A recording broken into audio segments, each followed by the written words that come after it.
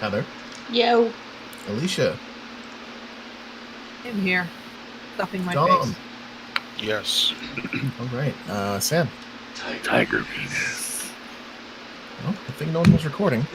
I hope. Oh, I was live streaming to YouTube. So. Oh man, who possibly could have said tiger penis? The voice was pitched so low. The bar was set so low, Samuel. All right. Yeah, the Tigers. Last game, some things happened. I would like to call for a recap. However, I will recap the last 10 or so minutes of play.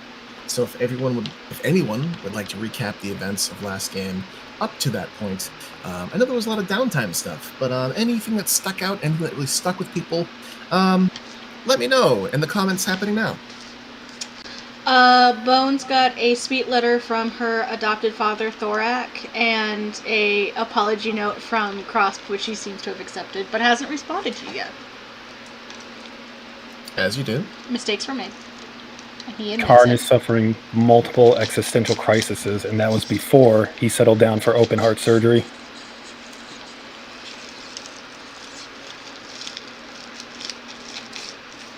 Also correct. Already did a head count of people who want to go back to 9-0. The town's first official census.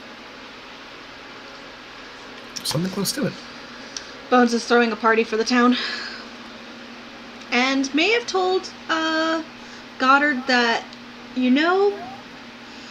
if the guards come back and work, instead of hiding in the jungle, being threats to us, I might be able to forgive them for being dicks.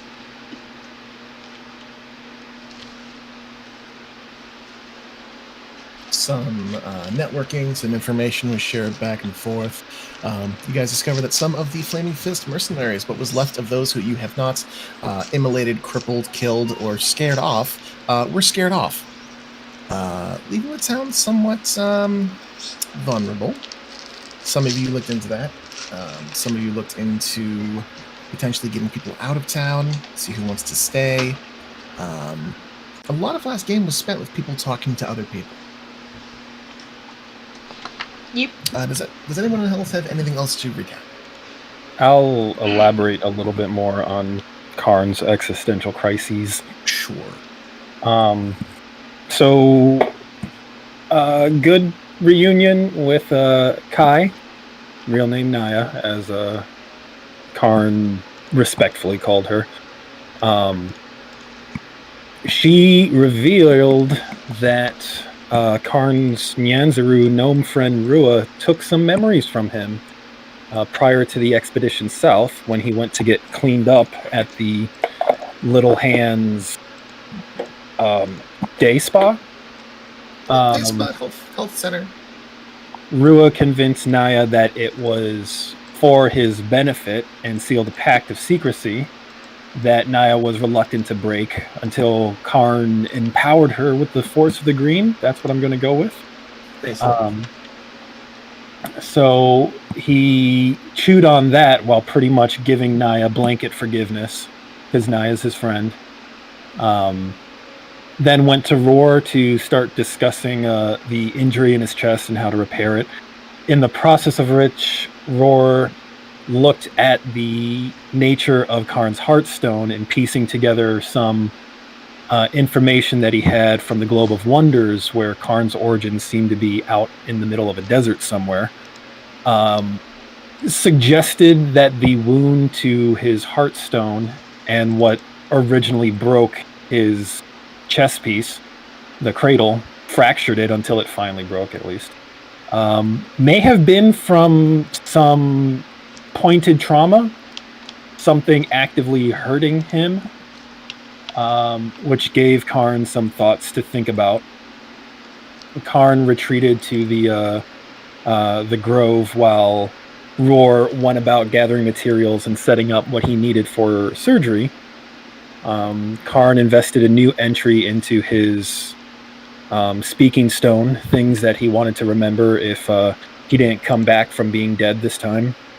He's also pretty insistent that this is going to kill him because of his heartstone. And he's settled in for surgery with Roar. Roar removed his heartstone to work on the cradle, and that's when Karn's third existential crisis of the day began. Speaking of Karn's third existential crisis, does anyone else have anything to add? Nobody wants to talk to Bones unless Bones is there. That's about it. The Everyone wants NPCs did seem kind of intimidated by her. They're like, hey, Verdi. That is certainly a take that you have gotten. It does seem that as Verdi went around town, they did seem to perhaps lay a bit of information at Verdi's feet as maybe a buffer between themselves and the apparent new boss, with promises to speak later at some form of official capacity.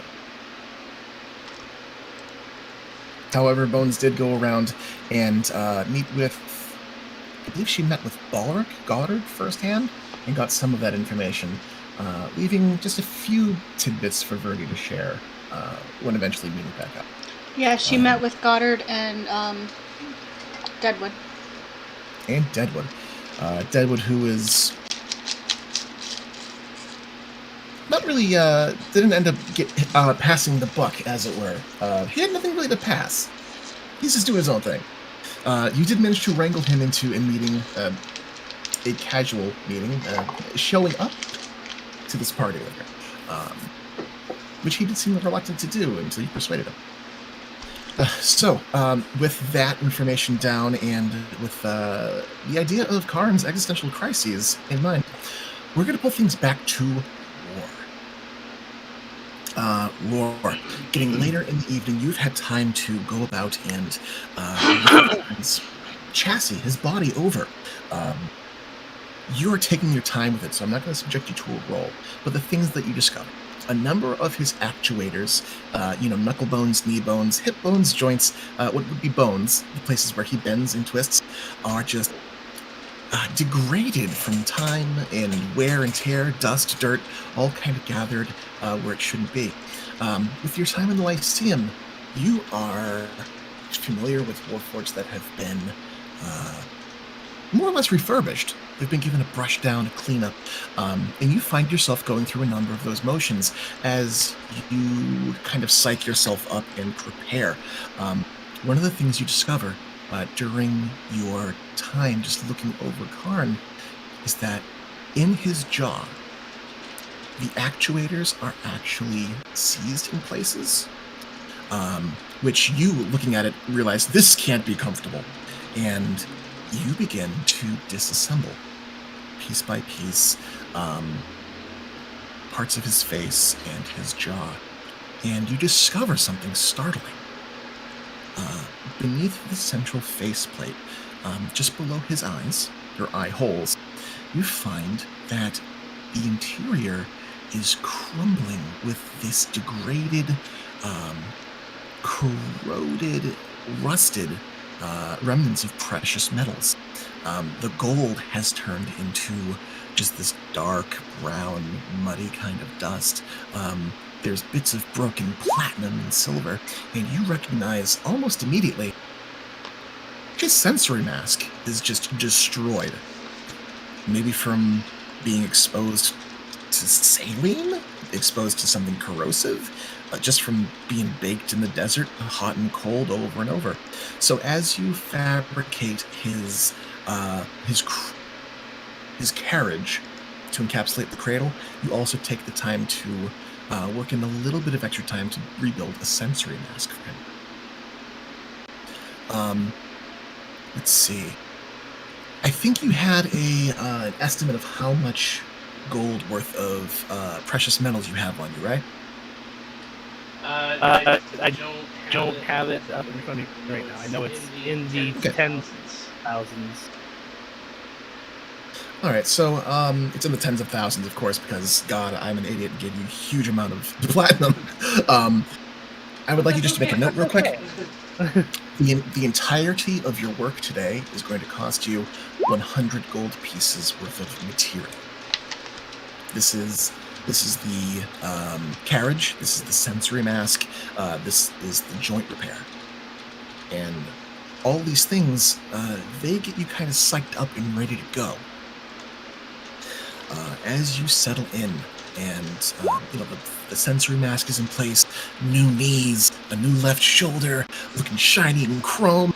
You set in and begin to carefully and cautiously, gingerly, with the help of service at your side, thread the runic lines, the inscriptions, the new copper and silver and gold rings. Part of the cradle is being fabricated by you, and you start to put those into place. What tools do you use to put a Warforged back together?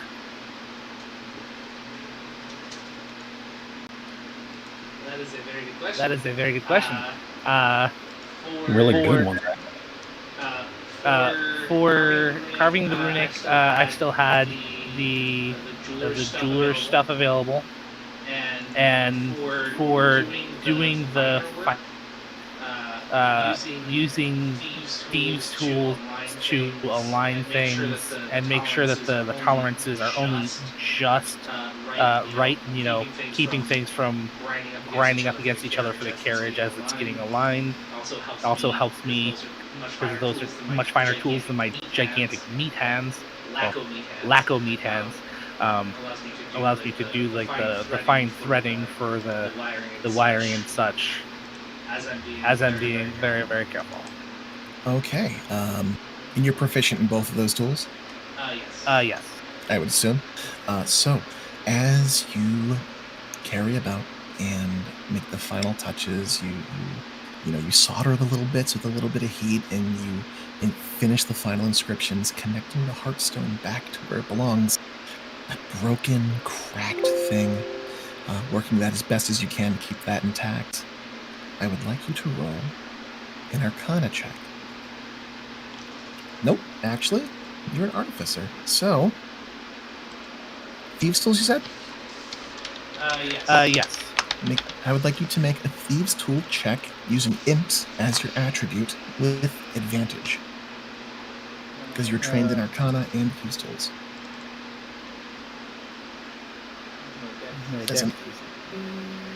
So not your dex, use your int. Yep. So this is going to be a d20 plus double your proficiency plus your int mod.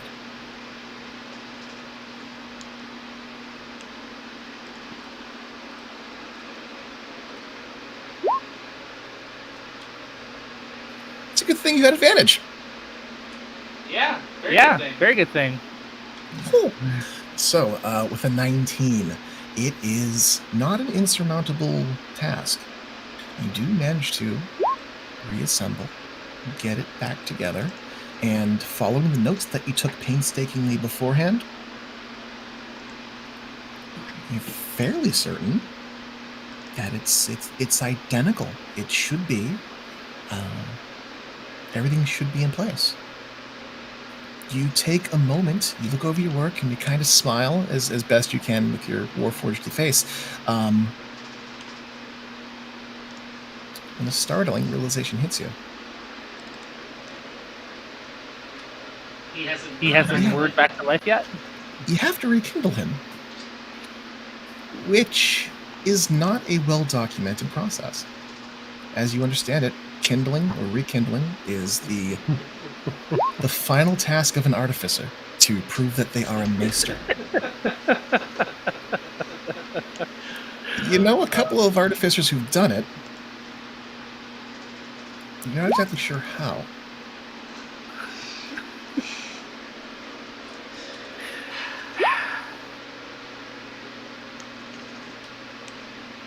Okay, well, rekindling, I know it's pretty much a really awesome ether stone with modifiers.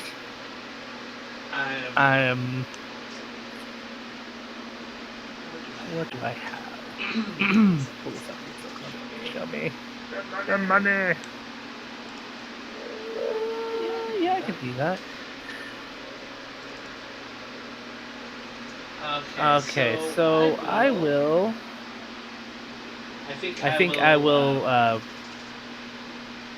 look around and see if there appears to be a spot in the runic that would allow me to infuse magical energy. To infuse magical energy.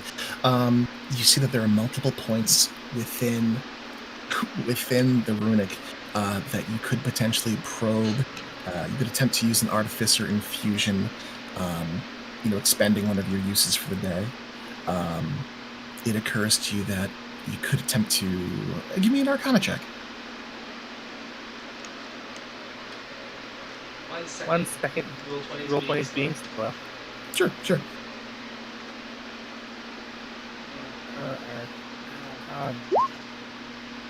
Okay. So with a 13 Arcana, you stop yourself from panicking. Because, hey, the soul's in the stone. You got time to figure it out.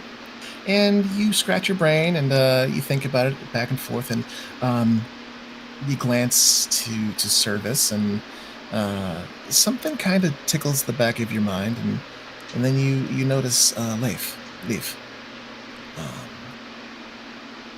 And as an artificer, you're aware that if Leaf ever dies, you can use a spell slot to bring him back to his feet. It takes a little bit of time of working him over and repairing him, but that little spark of magic can get things moving again. So it occurs to you that you could attempt to infuse him with a spell slot, or, like Service, you could attempt to sever a small amount of your own spark to get your friend back up and running. I'll start with the one that seems less personally invasive. Certainly. So I will devote a second level spell slot and try to use my thieves' tools to just pass that spell slot energy through and channel into the runic.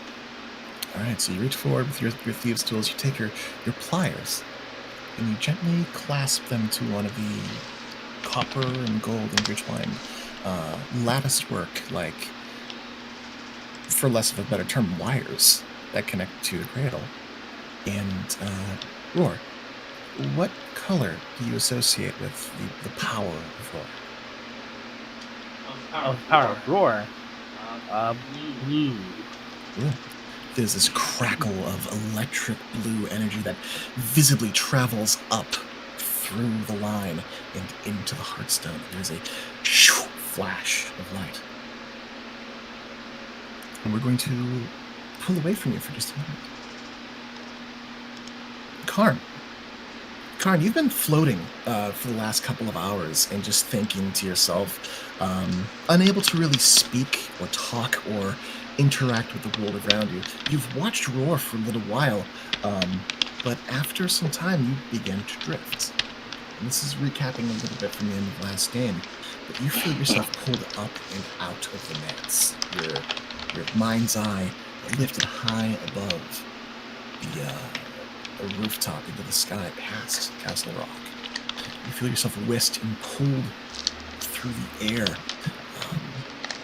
seeing various sights as you go, your consciousness kind of blinking in and out as flashes of different vistas and scenes and places you've never seen before whisk past your face as though you are flying at highest speed.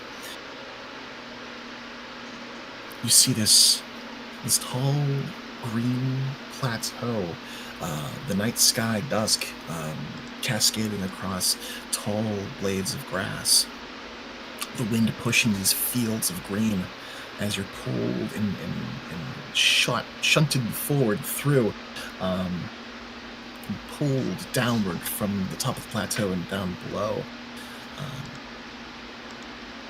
With that serene image behind you, suddenly now you see this this empty town surrounded by the woods.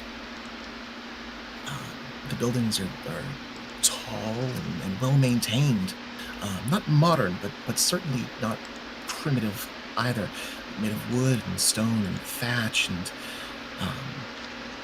what catches your eye the most is that there are no souls to be seen in this small city, this small town. Not a single light is lit in their windows, and there appears to be no sign of decrepancy, no decay, as if this place is well maintained. But there are no citizens to be seen. This curious sight disappears behind you as you are whisked through and into deeper, darker, wetter woods. You see a swamp, muddy and humid, mucky, with the canopy blotting out the little starlight above. In the distance, through the mist and the fog, you see, standing on stilts, a small, humble, ramshackle-looking home set above the muck and the mire. And as you look toward one of the windows, you see a light flicker on, as though recognizing you staring back. You don't have time to really think as you are pulled further out of the woods, toward more fields, toward a stone building, ancient and decrepit, collapsing with age. The building itself is not much to look at, but encircling it, as though protecting it or possessing it, you see this enormous serpent, decrepit and aged. It's long dead, but its scales, rusty and polished looking, still shine between the patches of moss. Its eyes are empty, but you sense a sort of power to it, a sort of strength despite its death. You are pulled away from that scene and sent high above open fields bordering jungle and swamp, where you see a conflict. You see a tide of scale and muscle lizard folk, large and stalwart, combating these hulking and lurching, broken, mechanical creatures. They look similar to you in every way, but the face, where they do not bear eyes, but a single red lens. And as you stare for just too long, you see one of these lensed eyes flash with vibrant red energy before a swath of flame and explosions appear in the distance, centered on where it had been gazing. As you're pulled from the scene, you see a crater, a deep, gaping maw in the earth, filled with boiling, bubbling, smoldering rock. Lava. At its center, on a platform of stone, sits a city of white, in pristine condition. Tall buildings of strange design, rounded top-domed buildings. And as you stare for it, the image suddenly disperses from your view, and you are face to face with this orb, this sphere, this gaping black hole, which sucks the light and the air and debris from all directions toward it, pulls you toward it. You can hear the wind howl and see small figments and fragments disappearing. And the very sight of it fills you with this dread.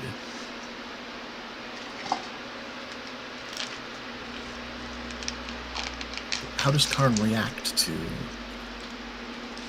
the sight of this?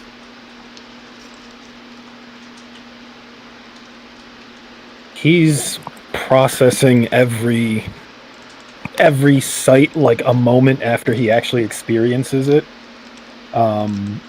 Everything just kind of overwhelming his senses, his understanding of what's going on, and every time he thinks he understands what he's looking at, he's whisked away to something new. But seeing this void unsettles him deeply and inspires this instinctual sense of revulsion and need to get away, must get away, don't get closer, why am I getting closer? I need to get away. And feeling that inexorable sense of being pulled in and wanting to turn away. So, Karn, you resist the pull and you struggle and fight and search for purchase, search for your wings, search for anything to propel you. And you feel yourself begin to turn. There is this clapping sound as pressure and stability, something clutches you by your wrist and yanks you backward. And you turn and gaze in the direction where you are being pulled opposite to this void. You see before you is a creature, a humanoid, standing, floating, smaller than you, lithe and thin of frame. They wear a cowl, black cowl, hood drawn, where long black feathers with iridescent sheen pokes out of the neck and the ruff. The hand that grasps you is taloned and scaled like that of a bird.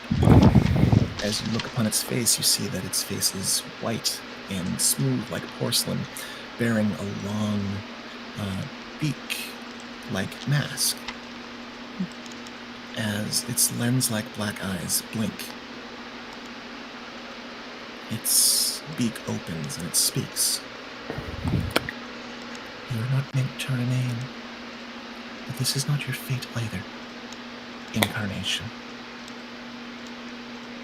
You are pulled away from this void, this sphere, and drawn toward, in the far distance, this sphere, this halo of purple light, like an eclipsed sun, but the fringe is blue, purple, and hazy in the distance.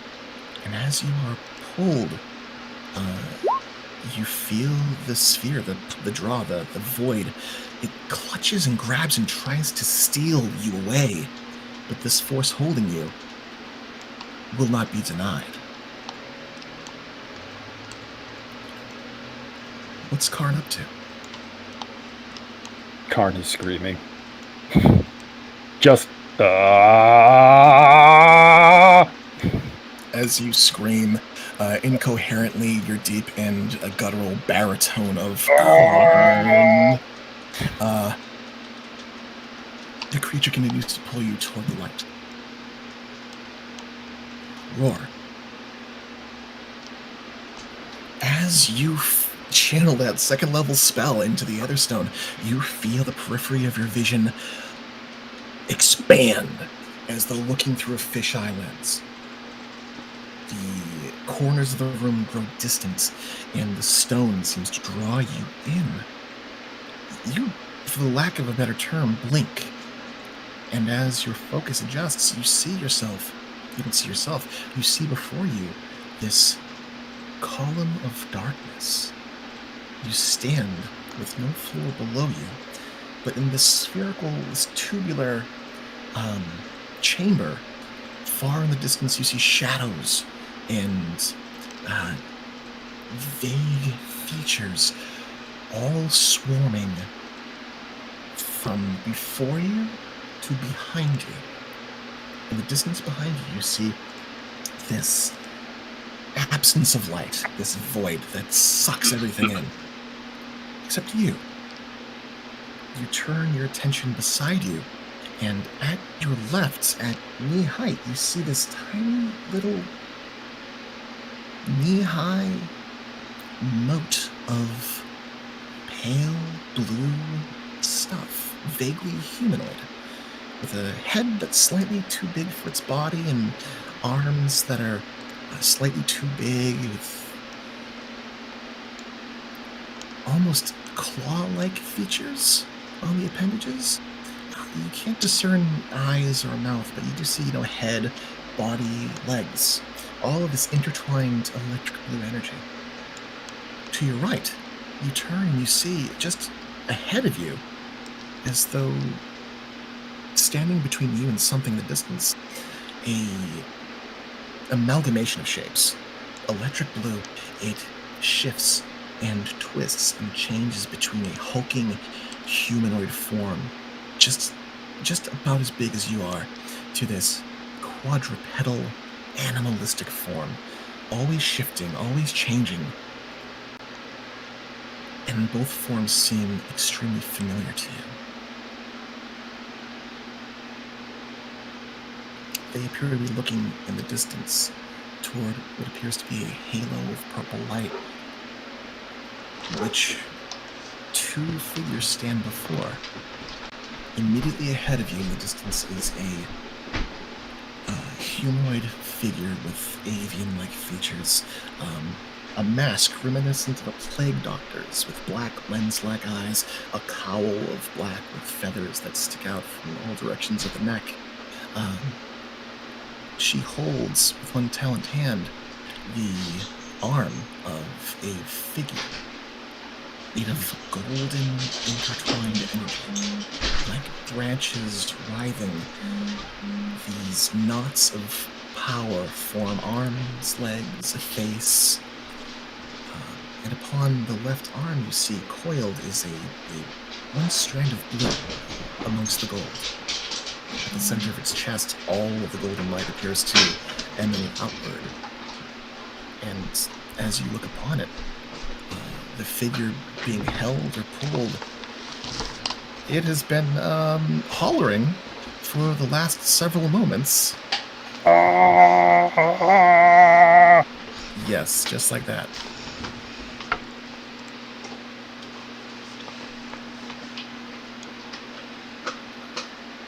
If I could blink dumbfoundedly, I would multiple times. I look to the form to my left and the form to my right, and the one that's constantly shifting, like, that feels like Karn. But then I look over at the gold and see the arm thing, and hear the voice, and but that's Karn. And just confused for a moment. But you said that the thing pulling Karn kind of looked bird-like? Avian-like, yes. Like a crow or a raven. As you look over the two creatures next to you, your eyes are drawn down briefly as this shining red light emanates from your body.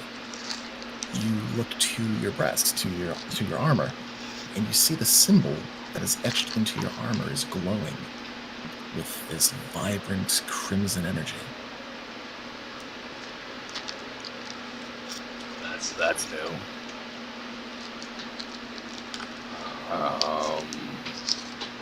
And after a moment, I realized that the one to my left is Service, and the one to my right is Leaf, because the way the forms are changing, the way they look, and it's like, okay, that is Karn over there. And I will hold out my hand, and I'll take a step forward. Come, Karn. It's time to come home. You're fixed. More than you thought you would be.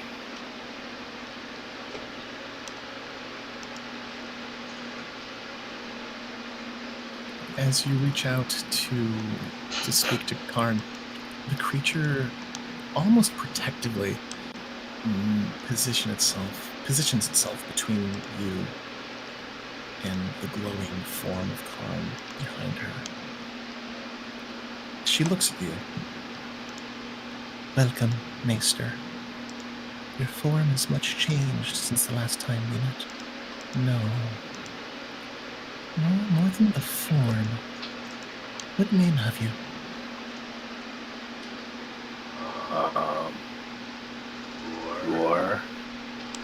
Lord Ipan. Roripon. I am Purian. I work on her behalf.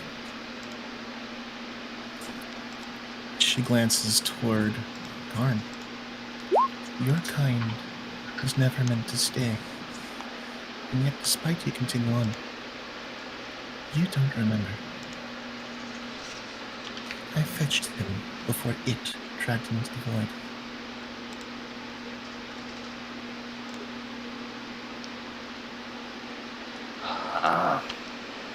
Thank you. Didn't realize there was a void nearby for me to suck into. Can I hear any of this conversation? You can hear the full conversation. And you speak up, and you Karn at the sight of her face. And as you do, she inclines her head toward you before turning back to roar. Those who perish do not transition peacefully here. It takes whomever we cannot capture in time. Its hunger is endless, and without prejudice. It devours and annihilates.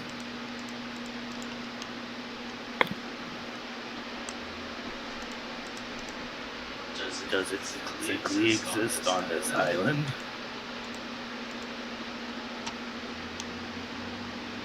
That gives her pause. And you see those lens-like eyes cast away from you and toward down and to the right. In a manner of speaking. Yes.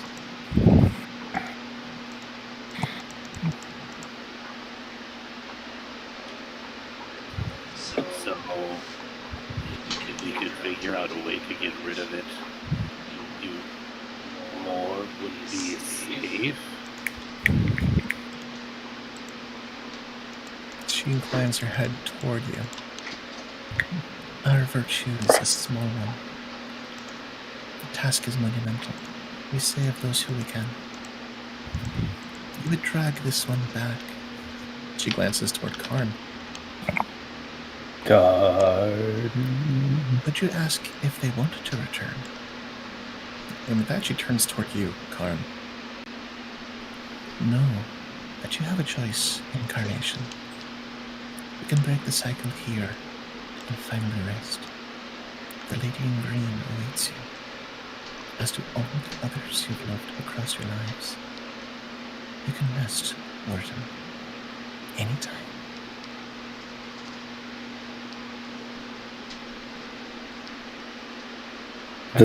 The soft scream in the back of my throat kind of rumbles to a stop as I regard this entity and think about it.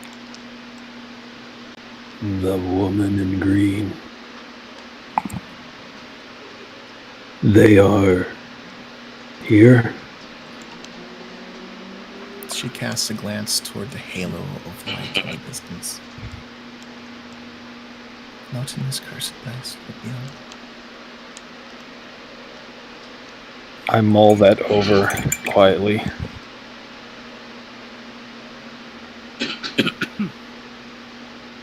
The man in black. Is he there? She casts her glance away. That life is over for you, Martin. He is no longer yours to chase. Should you rest?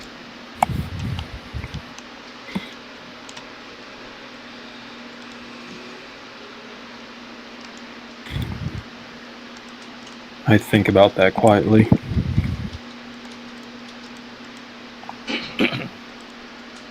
This one did not say goodbye to the Naya.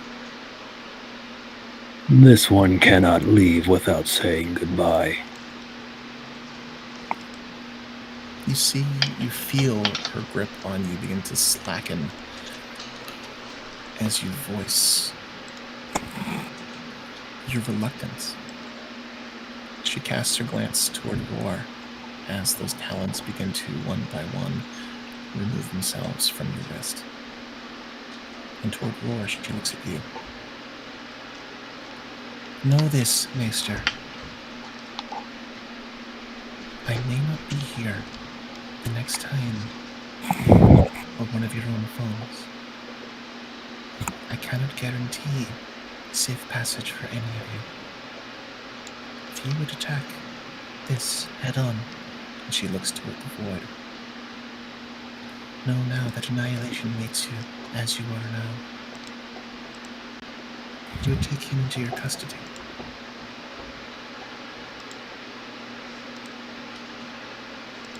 And nod, and I reach out to take Karn.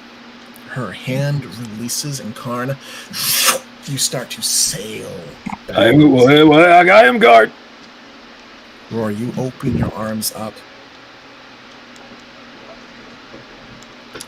How do you attempt to catch Karn? What check are you using?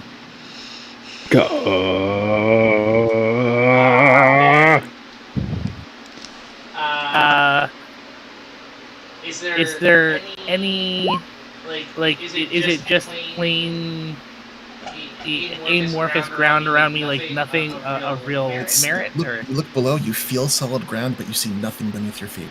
You look to the sides, in the distance, and you see just swirling, whirling shadow stuff. You realize in this moment that you are in a realm of thought forms and ethereality. Okay. I will. So he's trying to get pulled. He's currently getting pulled away from me as I was going to reach for him. He is sailing toward you from the gravity behind you. Okay.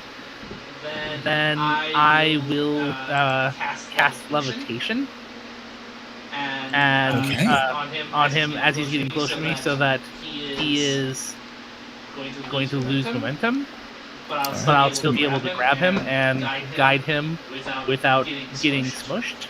Alright, so you cast levitation on his body, which is a much thinner, much more wiry body than you remember. You feel the magic leave your body, electric blue light crackling through your form as you do so.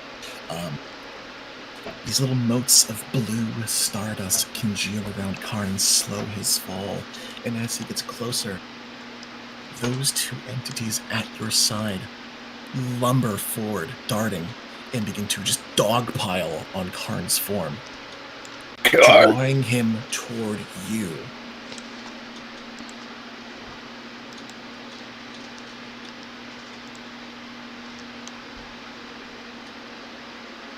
So you said they're dogpiling, but making sure he's still coming towards me? Yeah, they appear to be guiding him toward you. Okay. Just reach out. Yeah, if they're guiding him towards me, I'm going to reach out and I'm going to take his hand.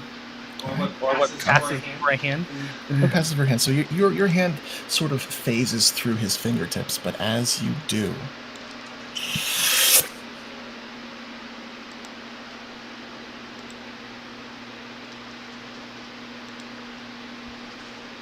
you guys both boom, back into the living world around you. The light filters in through the candles and the torches on the wall as Karn's heartstone glows with this vibrant golden light. These actuators begin to twitch and tremble as you see yourself locked hand in hand with your companion on the operation table. Karn, your eye lights back on within the sockets of your eyes. As Roar, you feel yourself just kind of reacclimate to gravity. I flail and fall off the table. You flail and fall off the table, chest cavity wide fucking open. Guard! There's a crash and a clatter. Marvitz yelps in the background, gets up and doesn't know what to do. Oh. That was new. I am Karn.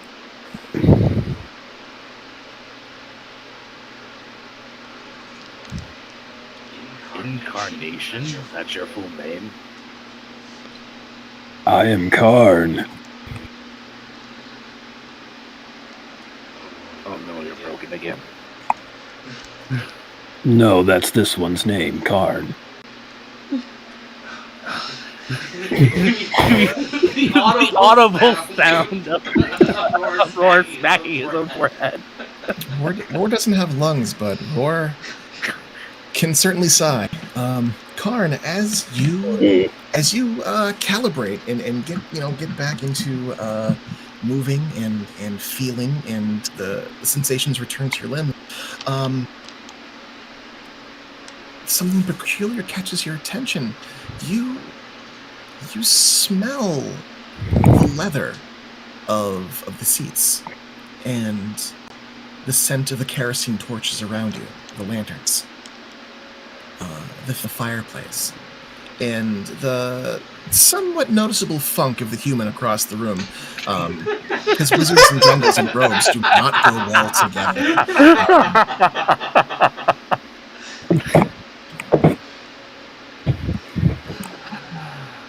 Most importantly, do I remember what I saw? You remember what you saw. You recall what you heard. It's around this time that those of you who had been out and about doing your business within town, that 5-hour stint or so is up. Biff, I think you were trying to find Verdi, which would probably lead you to the manse around this time. Verdi, you would probably be in the manse by now doing your own thing. Bones, I don't know if you returned from the potluck yet, or the setting up of the potluck. And Alina, this is around the time that you finished copying that other spell into your book. You mean Leah? Yeah. Leah! I mean, Alina could be here if you're, like, really curious and want her, but...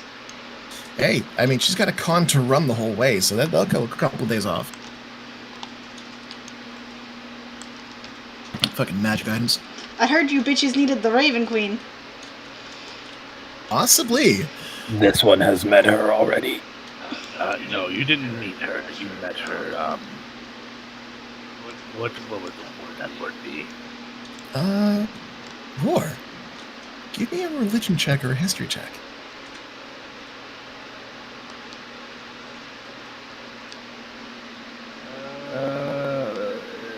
History?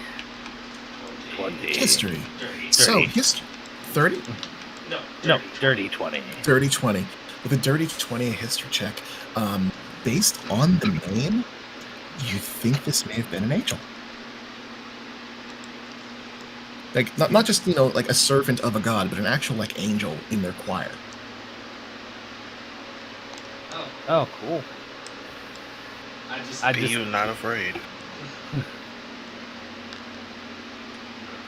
Roar has an existential crisis right now, out of character. Join the club.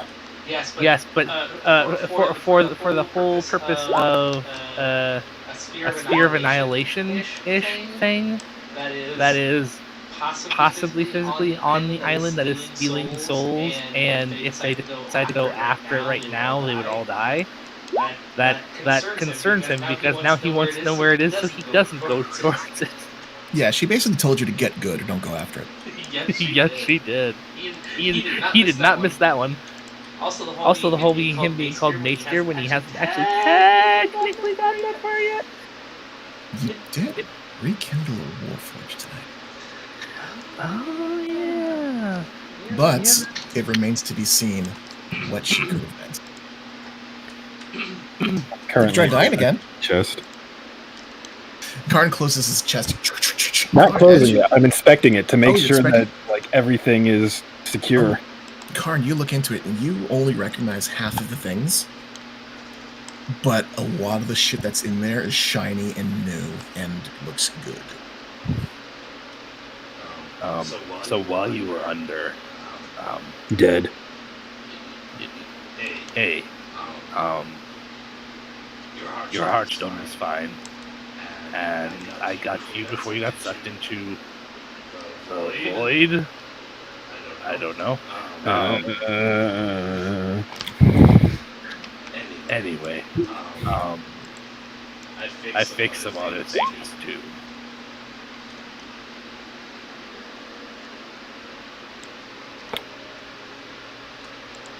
I think you might be able to change with less pain now. This one will need to be able to change with less pain. This one has seen the ends of the universe. It tried to swallow this one. I don't think that's the universe, but okay. No. It was the end of it.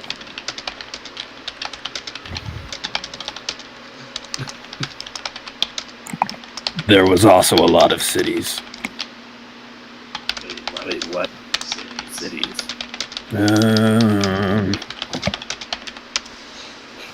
This one has many things to share. This one has seen things. All right, so as Karn fell over, some of you who were inside the manse have kind of noticed that the sound of a clatter and a rumble and a tussle has happened. Being aware that Karn is being worked on, that's concerning to some of you. So Verdi, you kind of show up, popping your head in quietly. Leah, since Verdi is kind of like in the way as you come in across the room, poking their head in, naturally you are curious and you go to check it out. Biff, what are you up to? Having found Verdi, and having heard the clatter, Biff's gonna follow Verdi and see what the hell's going on. So Scooby-Doo style, the three of you kind of poke your head in one under the other to peek in at Roar and Karn. I'm sitting on the floor with my chest open. My hands like gripping the chest piece. Is everything okay? I heard a noise. No. Yes. At that hearing no, Biff took 2 steps forward to run. Make up your mind. This one is trying to. Biff's about to punch existentialism as hard as he can. What a word. Sure, always on the floor, or did you fall? This one is relishing the firmament. It's a really nice floor. It's nice and cool under your backside. Karn is puzzling over how he knows the word firmament. The sensation of like the cool and firmness actually feels more robust and more real to you in this moment. I kind of pat the ground. Verdi's just visibly confused. His full name is Incarnation. Did you know that? I didn't. Biff did not know that. I am Karn. He is Karn. I look over at Karn. Imperial is called you Incarnation. And Who? Biff lifts a brow. Right? I'm not imagining that, right? Puriel was the name that you picked up from her. Yeah. Can you type that out? It's in a. Thank you. You did Oh, did I miss it? Yeah, you No. missed it. Oh, I did. Okay. I see it now.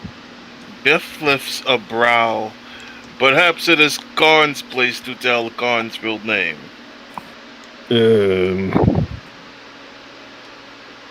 This one has many things to share. This one should probably close this one's chest now. Yes, that is quite lewd. All right, so Karn, as you prepare to share your story, we're going to pull away from the bands for just a moment, and we zip ahead to the north, kind of zooming in toward the rock face, the sheer slope where, Bones, how are you tackling this? Are you just going to climb straight up? I mean, tip-top speed, yeah. Tip-top speed. Just fucking hand over fist with tabaxi agility and just climbedness. Bones begins to scale Castle Rock. The wind begins to buffet and push against you, but you have a firm grip, your claws are strong, and every time you slip, you find a foothold. As though you had planned it.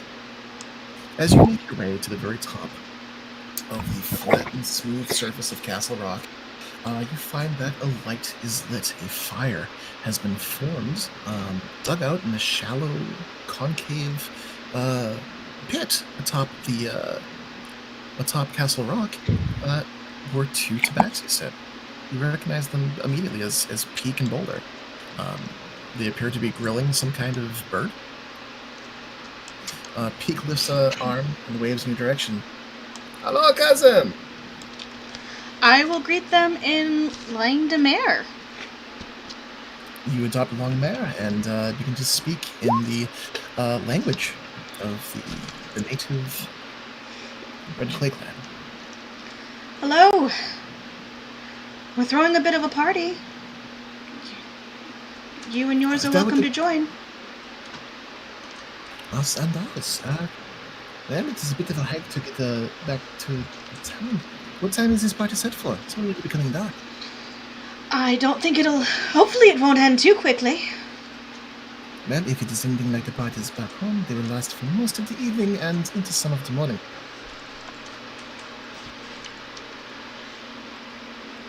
I wouldn't mind that. He nods in your direction and looks to his companion. Boulder nods and begins to stand. He dusts himself off. I will see about making calls. If we can get some of the family here, you will join me. Your friends down below, they're ready for us. No, Not but be chased off. no, I don't think they'll be chased off. But it's time that we get to know each other's neighbors, I think. He nods a bit and looks you over and begins to pace toward the back side of Castle Rock, a loop of rope over one shoulder.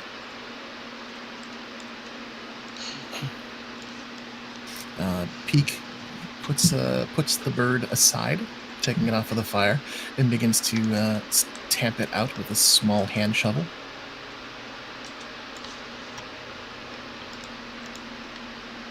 And we'll be back in a few hours then. Wonderful. I'll let the guards know. He nods in your direction and he turns to go. Great. And then I'm going to head back down.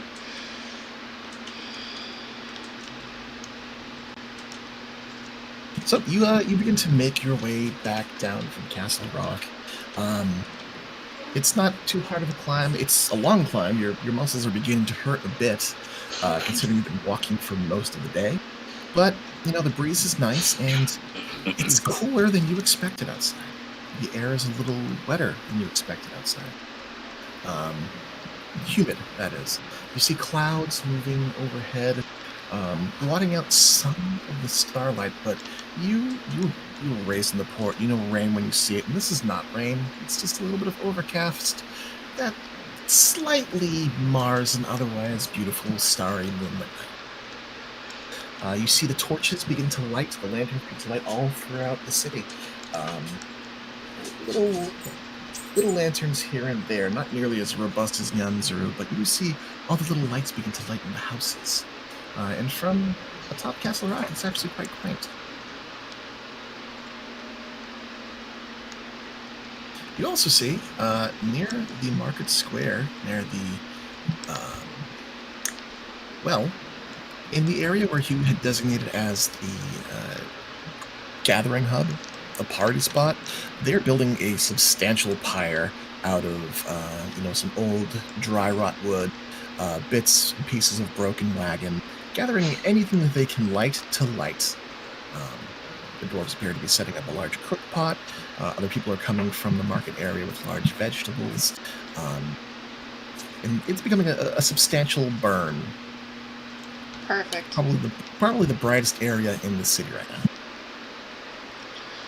In that case, I'll head back to the manse. All right. So, Bones, you arrive at the manse, and you see a number of your friends are gathered by the room where you had realized it's the gaming room. It's where, the boys would gamble on their fun days. And it's where Roar and Marvitz have been setting up shop to do their work every so often. You catch up just as Leah is slipping in, following Verdi and Biff. And Karn, this is around the time that you start to explain what had happened to you.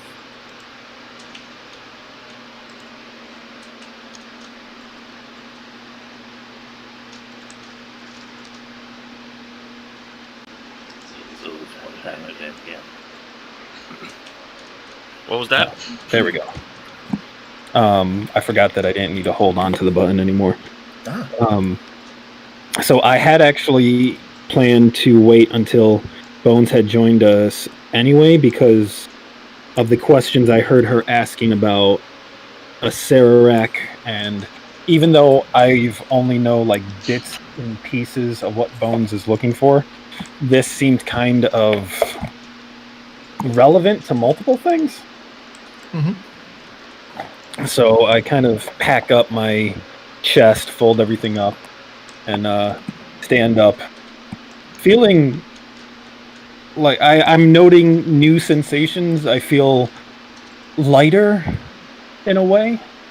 Movement feels a little easier. It's odd. The joints that you'd normally have to force to move, it's as though it's almost like you went from having a body made of prosthetics, half numb and half functioning, requiring lots of muscles to move, to having shit just work. And yeah, I'm constantly like moving my arms and like flexing my fingers and just twisting. In addition, for the first time, there is a brawny, muscular, sweaty Gilnean man, and that's a peculiar, interesting, manly smell. And there's a tiefling who smells like leaves and dirt and person, and there's a very large cat. And did I smell like that when I was turned into a beast? Oh no, that can't be right. Yeah, the different senses. I say that out loud. Just oh no. You're not acutely aware that your sense of smell. I think this one can smell.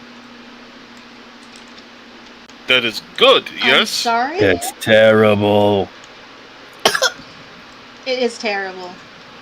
Biff frowns and discreetly sniffs himself. I mean, we have been doing some heavy travel and work for the past, week. Biff, you smell like home.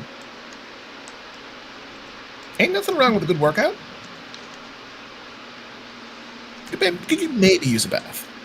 You'd probably use a bath. Biff just shrugs. This one has seen some things. The roar killed this one, and this one saw things. Biff thought not killing Khan was the point of going on the table. This one got better. This one feels better. This one is not sure what to make of this one's ability to smell. Enjoy it. This one would rather taste. Bones just shakes her head like she knows smelling is terrible. Can these ones leave this room? This room feels small for this one. Okay. If's gonna walk out of the room. Alright, Biff, you get up and move. Karn, I assume you're getting up to walk around, pace a little bit. Yeah, I move out with kind of restless energy. Okay. The foyer is enormous. There are 2 double staircases that lead up to a second floor. The front entrance is mostly repaired. It's kind of just like an open archway now, because the door got exploded. But there's a lot of room to move around as you draw the party out with you. I kind of pace around in circle, look up, look around, move over to the door, poke my head out, see the sky, step out a little ways so I can kind of feel the night air. You can smell grass in the distance. Better. It is perhaps a bad question considering what you just said, but will you be okay? This one isn't sure yet. This one is not sure what happened to this one, but this one saw things as though this one was there. Places this one thinks on this island. Perhaps these ones will know of these things as this one shares them. This one saw a broad expanse upon which an empty town sat. City. Old. Empty. Karn, as you begin to try to gather your thoughts and explain what you've seen with your limited access to words are kind of new for you. Do remember, you have access to parchment and paper.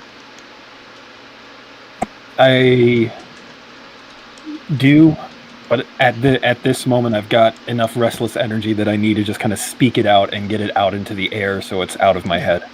So you go ahead and you describe as best as you can the city that you had seen. Give me just a quick, off-the-cuff history check to try to recall as much detail as you can. Okay.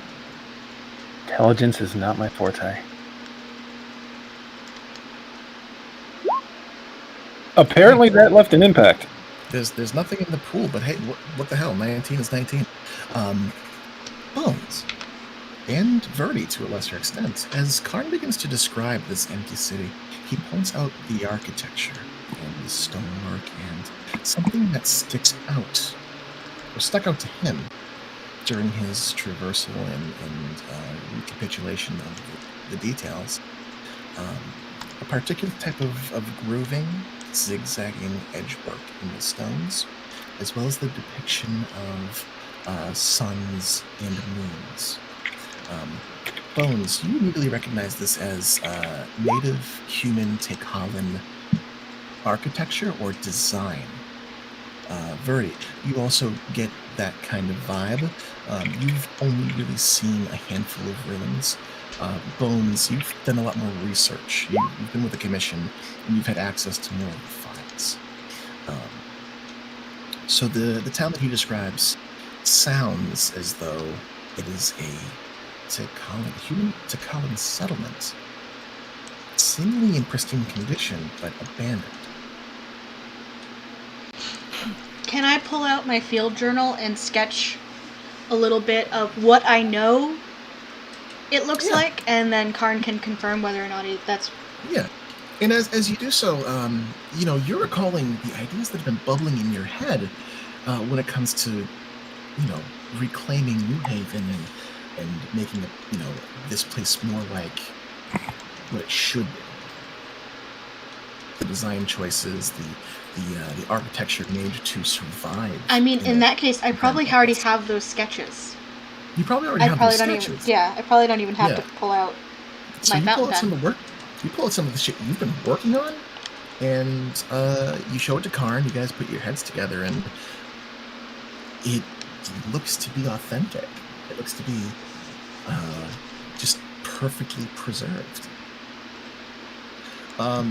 Verdi, as this information is going on, and as Bones shows off the images and the drawings, you notice in one of the designs there's this serpentine, snake-like shape that you recognize appears in several ruins that you have seen, and is depicted upon one of the quests posted back in town. There's a ziggurat, a buried pyramid that is yet to be explored by the commission due to the rampancy of undead around it. That serpentine shape is etched into that building. Does the serpentine shape look like the serpent coiled around the stone building in my vision? What do I even... Just roll me... I mean, I know a serpent will call to mind the serpent, but I'm wondering if the way the serpent was coiled around as you look at it, the design is different. It's a simplification and at the same time an embellishment. It sticks with you, and there's a strong hunch that points you in that direction that these two might be connected. I launch into the description of the building with the dead, rust-colored, mossy serpent twisting around it. just segue into that description. So as Karn just launches, springboards into this other description of this small building, maybe 1, possibly 2 stories, hard to tell, with a collapsing dome ceiling, made out of this white, pockmarked, age-weathered stone with very similar design work. He goes into detail about this enormous serpent that is coiled around it and seems to be guarding the top dome. Roar, as he does so, as Karn mentions those rust-colored scales, something resonates in the back of your mind.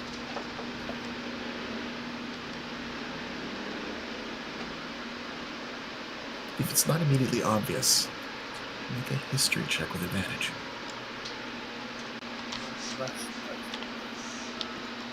If's going to point out there's a lot of serpent-type entities and what's the word? Effigies, carvings, pictures. Nat 20. One of the pool guys. As Biff mentions, there's a lot of different serpentine entities. Roar, you remember the arrow of dragon slaying. In your pack, in your bag of holding, the peculiar rust-colored bladed tip that you believe was made from a scale.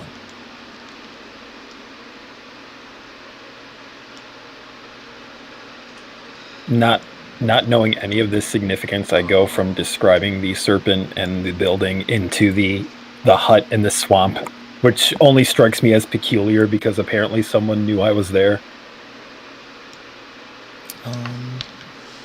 As Karn begins describing the swamp and the mists and the dark jungle, Bones, you recall, folklore of the various cat tribes, well, your cat tribe, as well as, the wisdom of the humans who live here. That the swamps are dangerous. Just hands down. The jungle is alive. The swamps will swallow you whole. Spooky, scary place. Don't go there, little cat.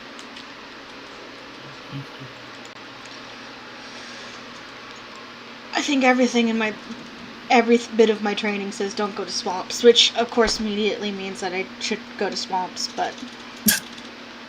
This one must go to the swamp and find the hut to find the person who sends this one. Oh, shit. At the mention of a swamp, Verdi, give me a quick history check with advantage.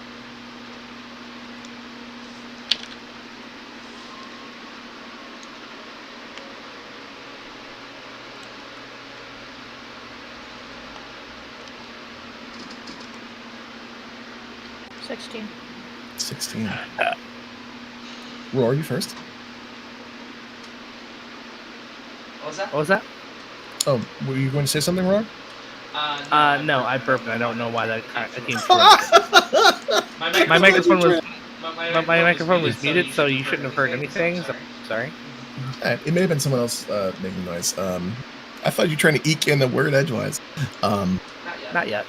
At the mention of swamps, you're paying attention, you're listening, and not once, but a few times now, these bits of information have perked your individual areas of study. You do know that several days southeast, there's a body of water and some brackish land. But a few days eastward is a very thick, very overgrown swampy area. It's beyond one of the undead areas of high activity, past one of the rivers. But you do know there are several swamps around the area, each is within several days of travel.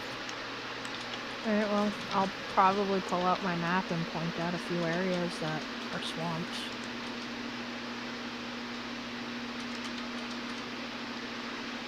As Verdi starts pulling out their map and kind of pointing out the swamp areas, I launch into the description of the war between the Guardians and the lizard folk, pointing out the red eyes and kind of miming their presence in like the center of my forehead, and how the two sides seem to be fighting but not making any ground. Like, as everyone's investigating and thinking, Karn is just like stream of thoughting his way through this entire experience. Before he forgets. Gotta get it out. That's his biggest fear. And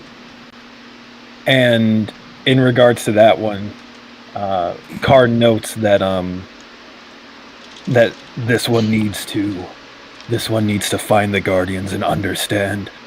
But this one also saw, and then he launches into the description of the boiling lava and the city of white stone. And he starts to slow down, and his animation starts to get slower. In the vision, the void that he saw, did he see it like inside the city, or did the city kind of melt away into a new vision? The city melted away into a new vision. It's as though the city was broken or pulled into the sphere, or the veil was pulled away like a gotcha, like a bait and switch almost. So as he slows down, that's when Karn moves toward, and that's when I saw it. The thing. And I point at Roar. That one, this one, the Roar. The Roar saw it as well. Bones, as Karn mentions the city, something tickles in the back of your mind. You can roll a history check with advantage if it's not immediately evident. It's the God damn it. I know what it is. It's the old city that fucking Reg was looking into, that he spent all his time looking for. Because I know that... Omu? Omu? Yeah, I couldn't remember the name.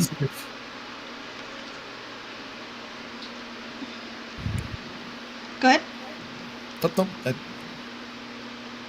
This seems to be, by his description,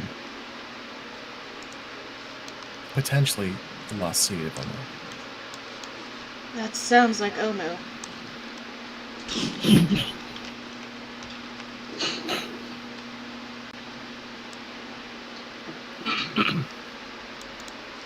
I kind of pause in my storytelling after pointing out the thing and hearing the name. Perhaps this one is not sure. This one gazed into the abyss, and it sought to eat this one. Until the bird woman took this one away. Oh, there was a bird woman. And Yes. then I go and describe Puriel. Apparently, yes, there was a bird woman now. The bird woman was very large.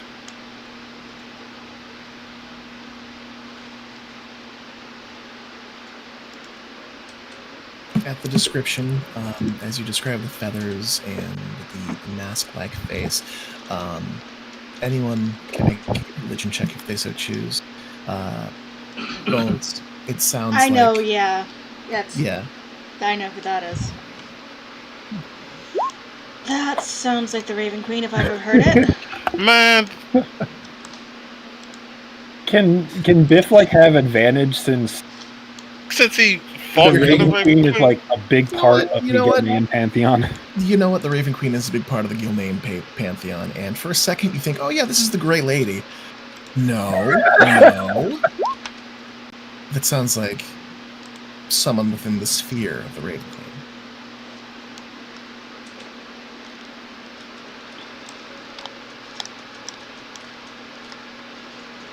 With a 13. Verdi, it does sound like, yeah, I mean, it's a 10 to guess in the ballpark. It sounds like someone within the Raven Queen's sphere of influence. It matches the accoutrement, the design, the thematics, bird leg, mask leg. the motif. The motif. I've heard about that damn mask so much because of fucking Alina, I'm sure. God, she wants that mask so bad. She wants it so much. Yeah. Yeah.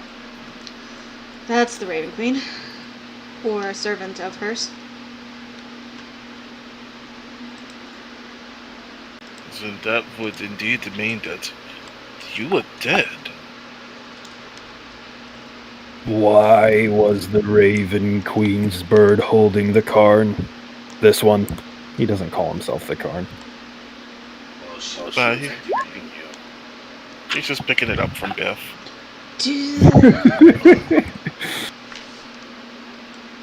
I'm not paying attention to what she was saying. Oh wait, no, you were screaming too much. He was screaming way too much. The Abyss. Can I roll a religion check to know about the Warforged and the Raven Queen? You can certainly try. You can certainly try.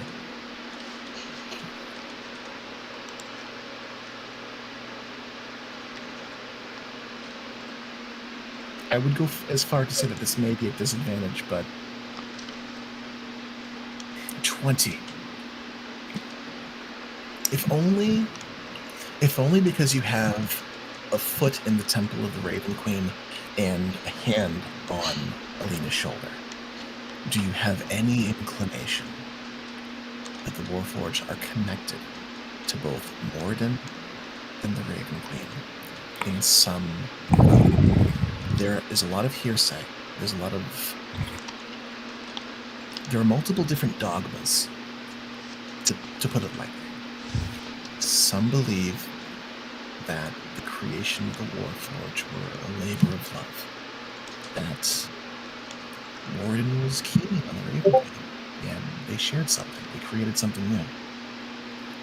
Others believe that the name which has withstood the trials and tribulations of millennia, they were built for some martial purpose. That their formidable forms were built for some holy war, some jihad to be fought. No one quite knows the truth of it. With a 20 religion, is there something specific you were trying to glean? Just that there was a link. There is. So I could. A link. So I can tell Karn, well, the Warforged are linked to the Raven Queen. Some say that the Warforged were a gift from Moradin to the Raven Queen, or something like that. I don't know a whole lot, I admit, but that's what I know. Certainly no more than Biff. My best friend's a paladin. I get to hear a lot of this bullshit. Certainly knows more than this one. Oh, well, there's also the fact that, she was protecting your soul. Oh, so, and Roar looks around. Apparently, there's this gigantic Abyss. Abyss is not the right word. There's a void thing that pulls all souls to it. It is the end. Yeah, that's a Sarax machine. How many of you guys have been on Death's Door so far this campaign? Yes. I know I have. A couple times. I know Bones has. Just the two? Okay. Let's check. Does the open heart surgery count? No, that's just straight death. A SEDEX machine. Yes, that's my research project. Sarac is a Cambion Lich. He built a machine that consumes... Our theory is consumes souls in order to power it. Soul's pain, it can be difficult to get a good translation. Well, based on what Imperial said, she has a hard time sometimes saving people who die here.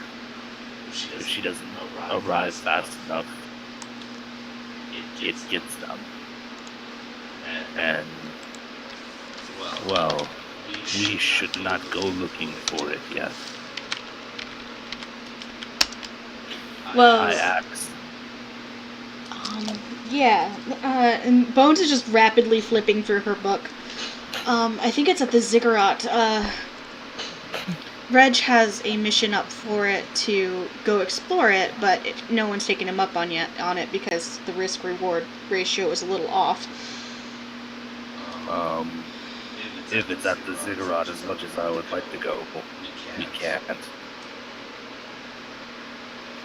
Well, not if our souls are at stake. I was trying to be more heroic. Not the right word.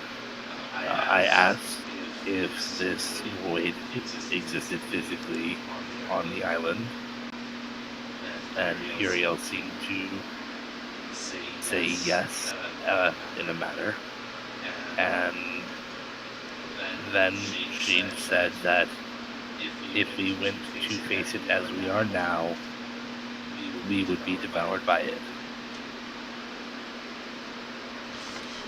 So if that's the Ziggurat, we can't go right now.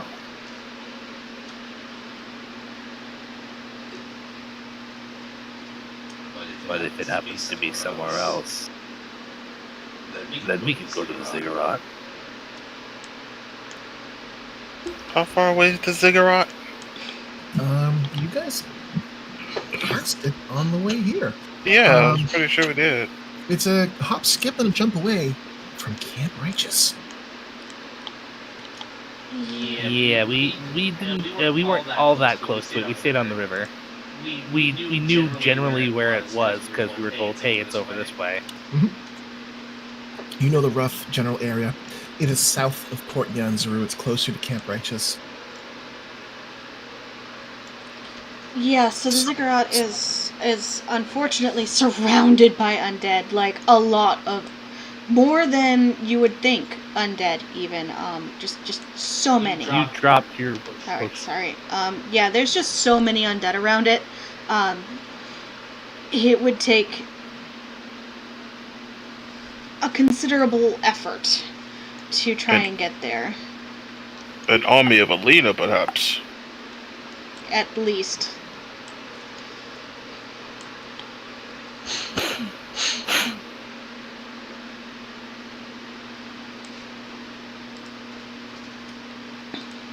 So as you guys consider your options, through the open door at the entrance of the manse, you begin to hear the sound of hooting and hollering, and there's a brief cheer of people in the far distance. You start to hear the sound of distant, like, clapping in time, as it appears some kind of festivities are beginning outside in the distance.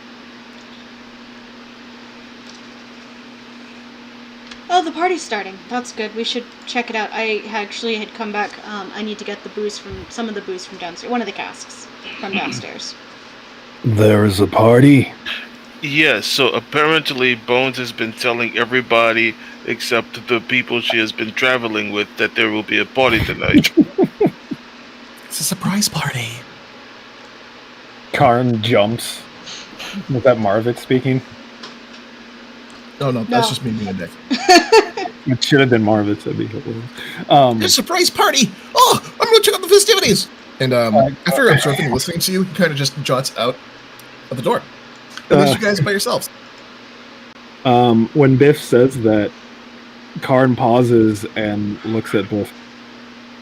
If the Bones did not tell anyone, how does the Biff know that the Bones set it up? Biff has also been talking to people. You have been out of commission for a few hours, friend, which gives... I look up at the stars. Which gives us time to travel and speak with the locals about other things, not connected to this. And he like waves his hand in front of Karn, this death machine that you are now involved with. Like romantically, or This death machine you have courted. mecha love? Biff was more trying to see locally what could be done to shore up now that the desert is peeling away to the jungly insides. Like a banana. I lower my gaze and stare at Biff. I've offered the guards, the Flaming Fist mercenaries who left last night, amnesty in return for returning to their posts. Hopefully that will help a little bit.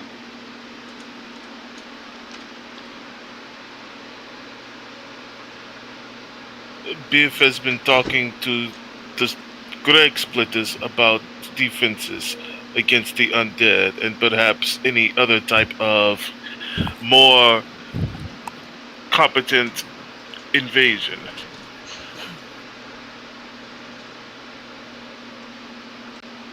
Yeah, they'd be good ones to talk to about maybe putting up some better defenses. Indeed. For the time we will be here, unless anyone needs something else requiring specialties, Biff will be attending to that.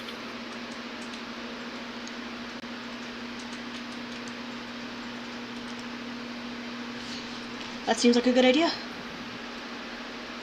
Verdi will explain what they've been doing, which is going around, getting names, getting information of who's coming, who's going. He'll pass on information that Balric had mentioned to them, and the information that the dwarf is Thaddeus? That is Craig Splitter.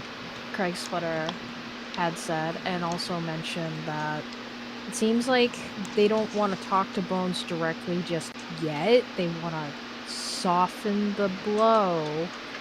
And Verdi will do little air quotations because he doesn't understand why they just don't talk to Bones, but that's neither here nor there. So. Oh, well, I'll ask them why they just won't talk to me. I spoke with Goddard a couple of hours ago about the whole collector situation. It seems resolved.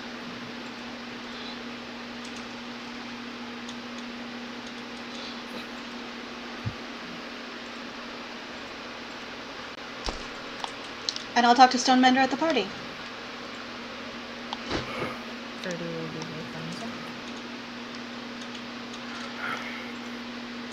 Right, so as you guys pack away this information and prepare for your evening of, I would assume everyone's going to go out and mingle. What is everybody doing? I know, Bones, you've got people to network with. Verdi, you dislike people. Biff, you love people. Leah is Leah. Bones needs Biff's help moving that cask of Tej up to donate to the party because we're not donating anything useful like food. Biff will happily help with that. Karn is going to, after kind of staring up at the sky in silence for a little bit, say that he needs to think, but he will be joining the party at some point. But says that if they need his help with anything, to find him in the grove. Biff puts his hand on Karn's shoulder and nods.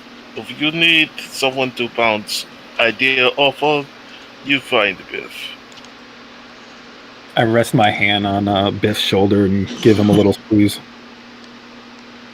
Okay. So that's you guys. Roar, what are you up to?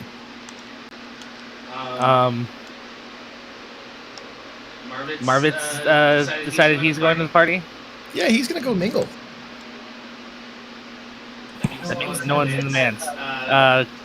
Roar is going to take the Journal of Telescription and the pen, and he's going to initially send a message saying, "Hello, Cross. This is Roar. Bones is gonna warn Roar as he takes it. Oh, Cross doesn't answer his own messages anymore. He has a secretary for it. So just be prepared that he might not be the one answering. If this is the secretary, fuck off. Give me Cross. That's what you write in the book. Rude. I love it. What time is it now? Let me see. It's a little while before anything gets back to you.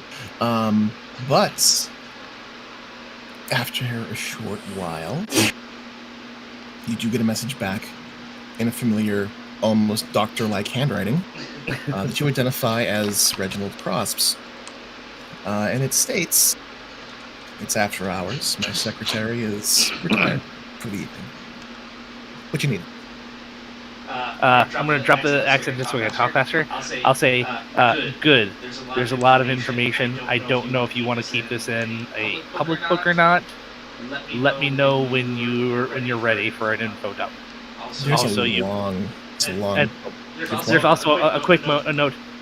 You might want to pretend that you didn't get this, so you don't have to share it with the commission. All right, so there's a very long pause.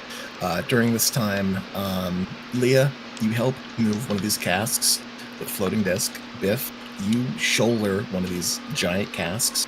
And Bones, I presume, leads you guys out to the party. Hell yeah. Roar, you get a response eventually that's, okay, this is my personal journal. Okay. Once he says that, I start laying out everything that happened.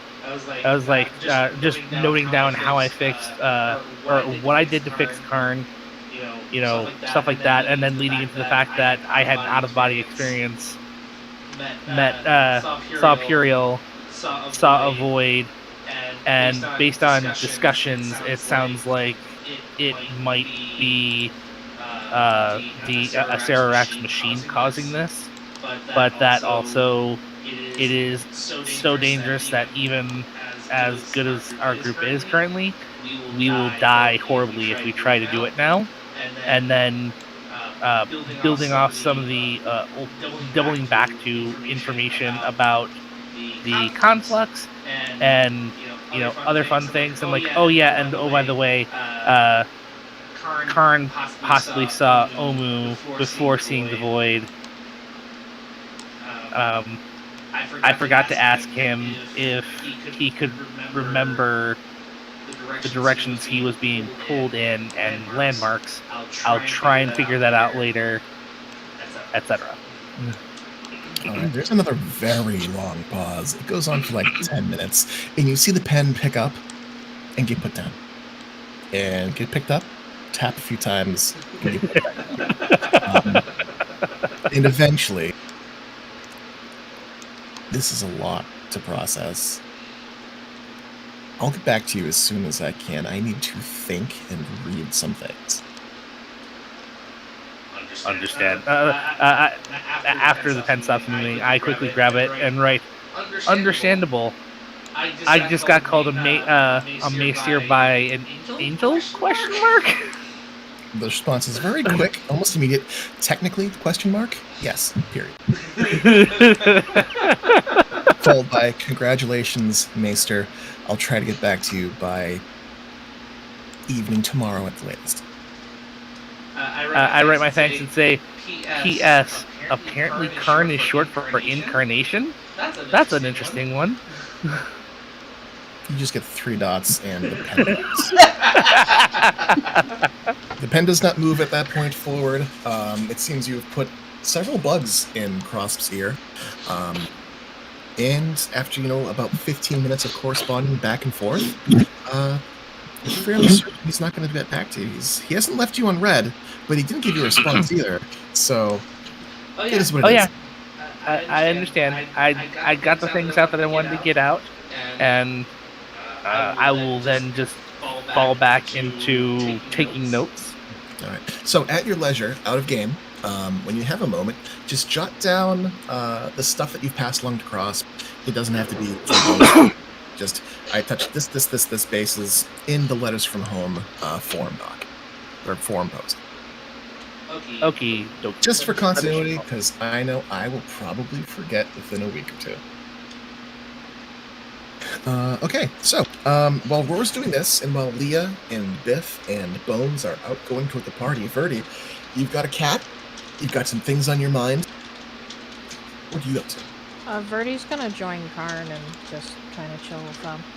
All right, you two hang out at the glade, and you just chill. You watch the water. It is still.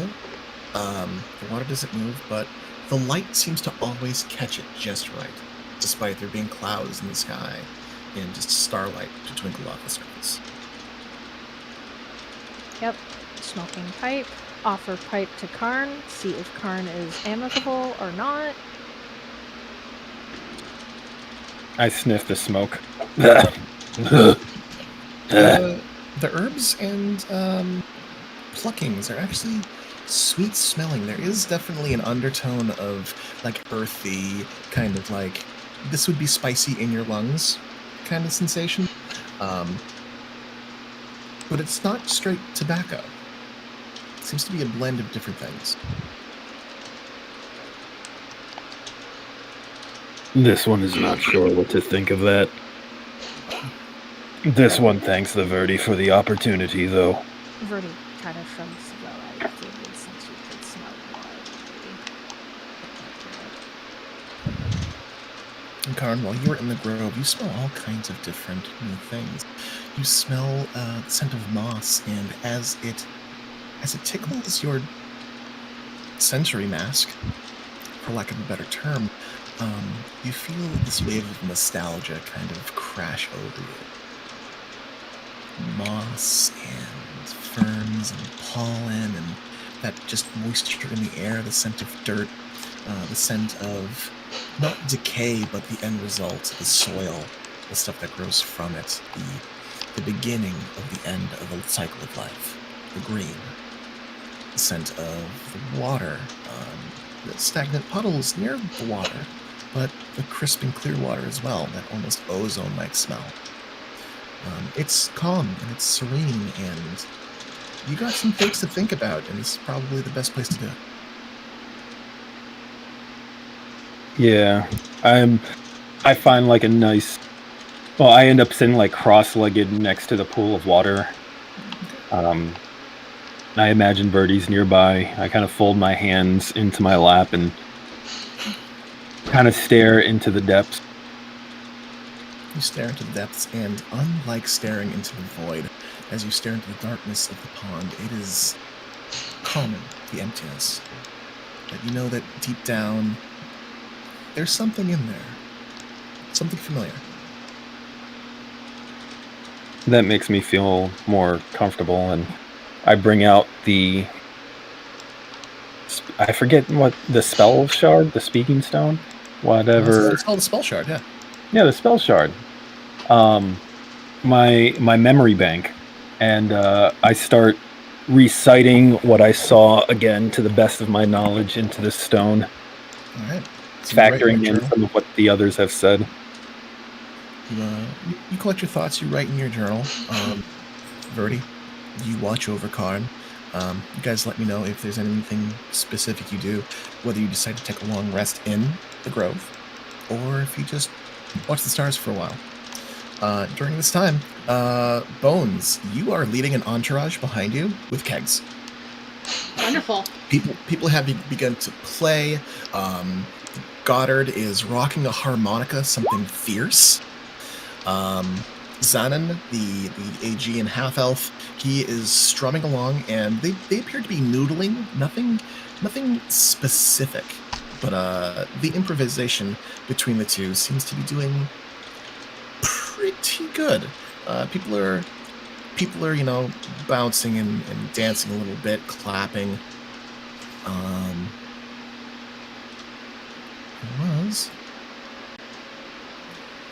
There we go. Can't miss it. The cook pot is boiling. People have brought out cabbages and gourds and giant pumpkins. And things are roasting. People are perhaps feasting a little too early and realizing, hey, this isn't fully cooked yet, so they go back to dancing. There's some people playing cards, some people shooting dice. Most everyone has got, holes in their shirts and sweat on their brow, but the evening's starting to cool off. The overall air in of the people around you is pleasant, optimistic. Good. That's what Bones wanted to see. She'll make sure that the casks are set up somewhere or she'll ask Leah and Biff to help get the casks set up in a central area so that everyone knows that they're for sharing and not just for showing off. You set up near the pots, a little bit away from the fire, because... And people start taking notice immediately that, something gets, water. You guys are quick to point out, no, it's Tej and wine. There are cheers in the crowd. Not the least of all come from the dwarven folk. A bunch of just blonde, scruffy, thick-bodied folk who just lift their arms and wail dwarven words of celebration at the mention of alcohol. Wonderful. And I'm going to tap these because I was raised by a fucking dwarf, so I know how to tap a goddamn keg. Oh yeah, one of the Craig splitters comes to you and is like, "Oh, lass, let me do that for you," and you just pop the tap in and just, what now? I answer in Dwarven. No, I think I've got it. Yeah, you get a couple people to just watch you in begrudging awe at your prowess and ability to dwarf, as well as a dwarf can. And I'll pour off a glass, and I will go find the head of the Craig Splitter clan. All right, so you search the sea of blonde folk, and while this is happening, Biff, Leah, what are you two up to?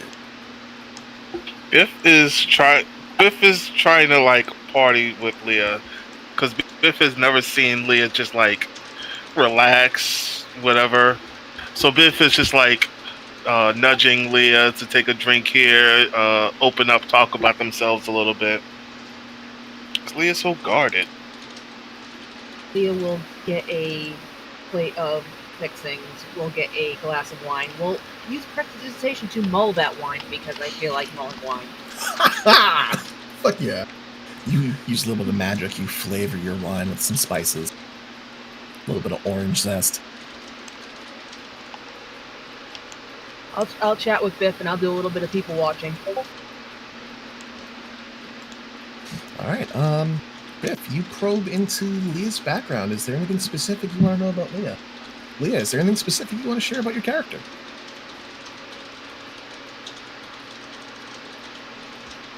I don't know. Does Leah like anybody from where she's from? What's her favorite food? Just basic, stuff that a friend might eventually learn. Using liquid courage to speed the process of learning these things.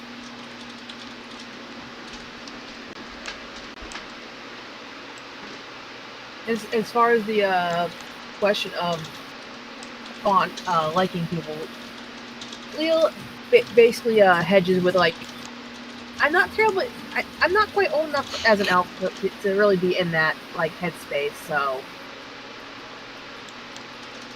If you discover Leah's a young elf. Oh my god! How old? How young? Relatively speaking, mid-20s, maybe late 20s, but in elf convert years. that over to elf years. So you'd be 50-ish in human years, but you're still pretty young thinking about your career. I've got too many things to do out in the world before I can settle down, even think about settling. The classic career woman spiel. What is the career that she's looking for? I'm a healer, don't you know? Well, yeah. Do you want to open a shop? Do you want to just travel the world and heal the world's ills? I'm traveling for a while. The problem with the shop is you only have so much reach.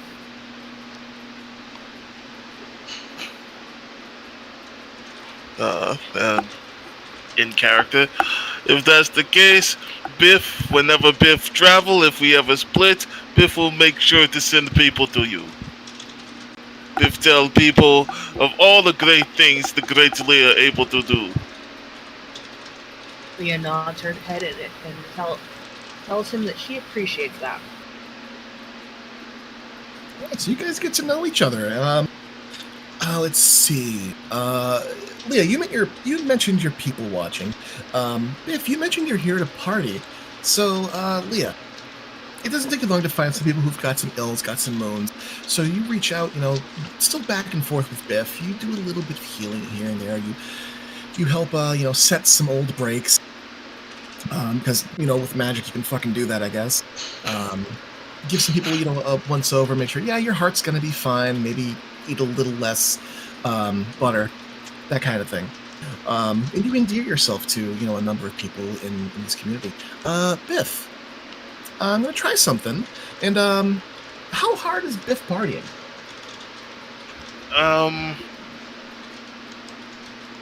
He's not going out to go dance and all yet, but he's definitely mingling.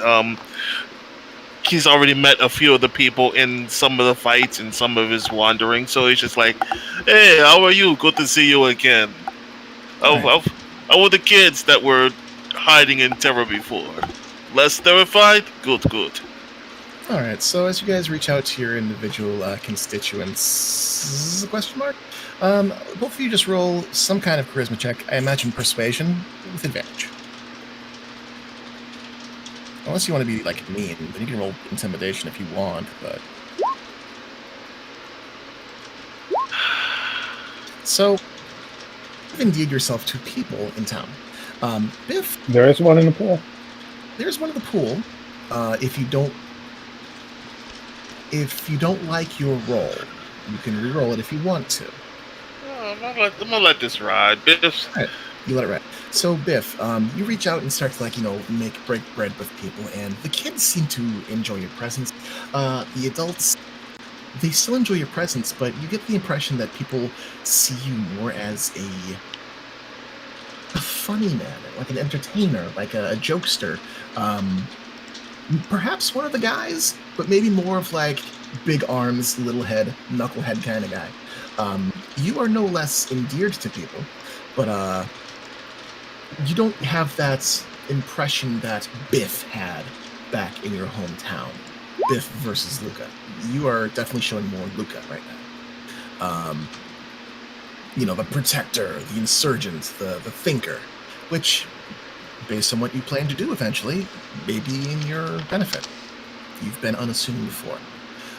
Leah, you are regarded over the hours that you spend out here as a practitioner and a healer, and maybe even, like Roger Stone, a person to turn to when you have a problem.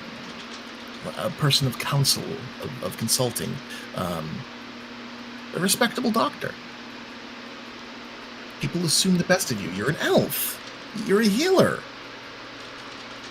So you both kind of, wedge little niches for yourself. Bones, you go out and you try to find Thaddeus Craigsplitter. And are you being stealthy about it? No. No? So that said, you do find him. He has pulled a large stone over with him to sit on so he can sit, puff his pipe, and look at the stars. As you approach, though, he lifts his pipe up and turns in your direction, gesturing you with not quite a wave, but a tip of the pipe and a nod of the head. Yeah, I'm gonna come sit with him and offer him that glass of tench that I pulled. He looks it over and he offers you his pipe in exchange. I'll take it. Hey, what about a drink of this? And you've seen this, yes? It's a local drink. I genuinely don't know what's in it. But my pa seems to like it, so I figured you might as well. With a stiff lip, he nods and he begins to sip it and furrows his brow and closes his eyes. Local drinking. I feel like I've been robbed of 3 years of my life.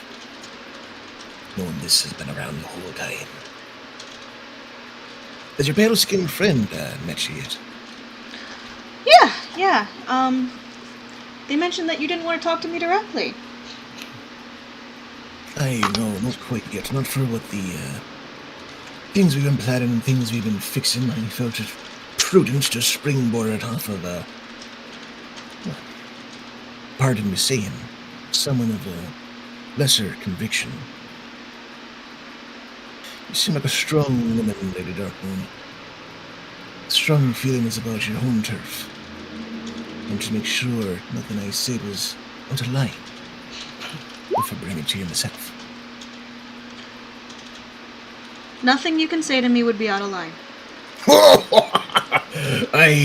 And probably nothing I've ever heard before either. And I'm just gonna, do that dwarven, punch on the shoulder thing.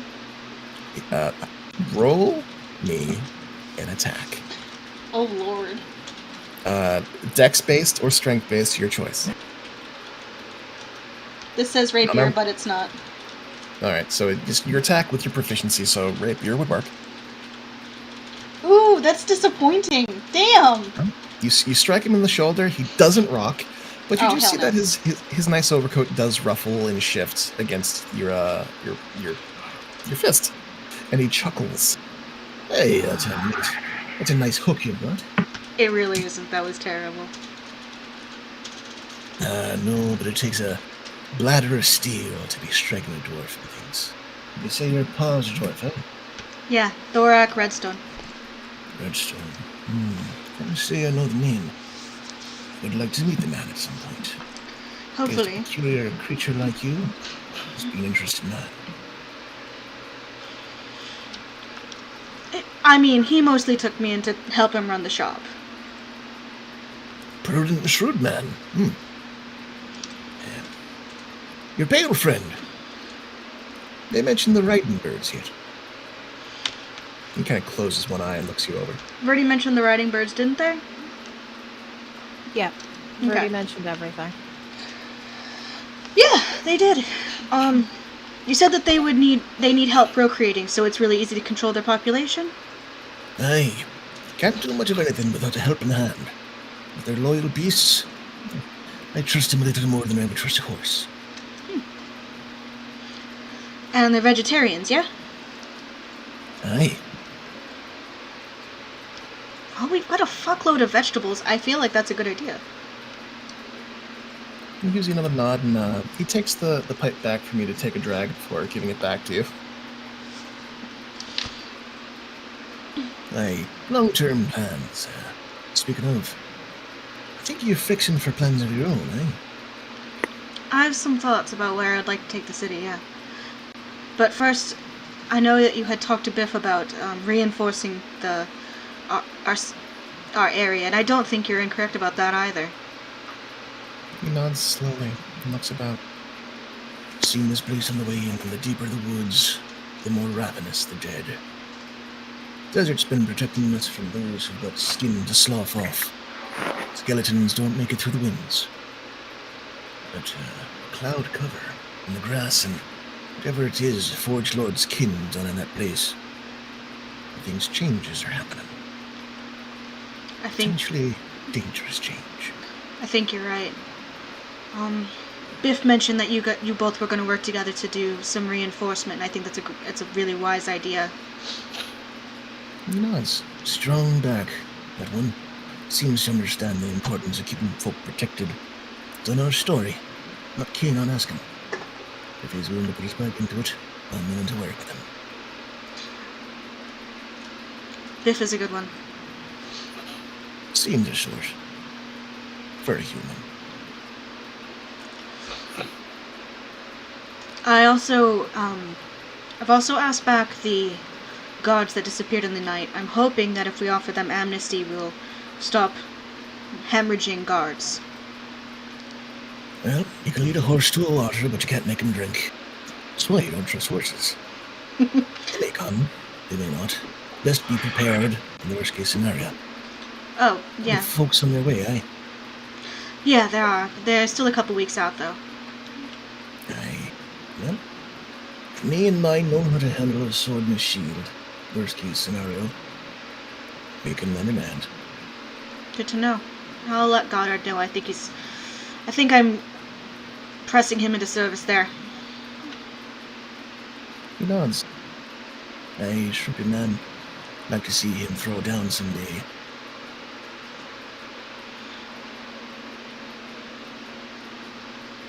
As the conversation kind of drifts, he starts to look skyward again, watching the clouds move. I think that we could build a good city here. I think a rail system would be a good addition from here to the port. That might be my first big project beyond getting this place self-sustaining. He nods slowly, and it appears that you're speaking his language. As soon as you mention rail, there's this wry grin beneath his mustache and his beard that kind of wriggles and shifts to the left and right. Hey, rails. Would need a lot of iron for that. We would. I've asked the Red Clay clan to come tonight. I'm hoping to talk to them. Maybe a little bit of business, but mostly making friends. They have access to a good deal of mining, but I want to get their permission first before we start digging into the soil. There's some cultural significance to some of the items that can be found there. Cultural significance in the earth. Stars and stones. Like we were destined to be neighbors. Well, we are but guests in your lands. If your Red Clay clan folks say no, we'll dig somewhere else. But I would not mind meeting these folk. Suss them out. See what they're about. They're good ones. And I'll take a drag off his pipe. You take a drag, and it's a sweet kind of tobacco. It tickles the back of your throat. It kind of prickles and burns your lungs just a little bit. As you exhale, the scent sticks to the top of your lips, your whiskers, but it's not the worst that you've smelled. Yeah, Verdi's made some concoctions. So as you find the focus of your dwarven patriarch of the Craig Splitter clan, as his focus kind of begins to ebb away, the stars and the clouds kind of occupying his mind, you see in the distance, approaching, are a number of the Red Clay clan. With torches in hand, they make their presence known. They're met at the gate. You get up and you, I would presume, lead them in. See, they've got their instruments. They've got what's left of some of the catch that they had caught, that large beast that they were bleeding and cutting and cooking the last time you guys were there. Oh, BRB. Okay.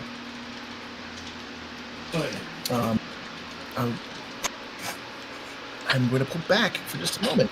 No, go ahead. I'll stay. I'm going to pull back from Bones and the Red Clay clan to Biff and Leah, as you guys are still out there mingling. Biff, have you gotten to the point that you're starting to dance?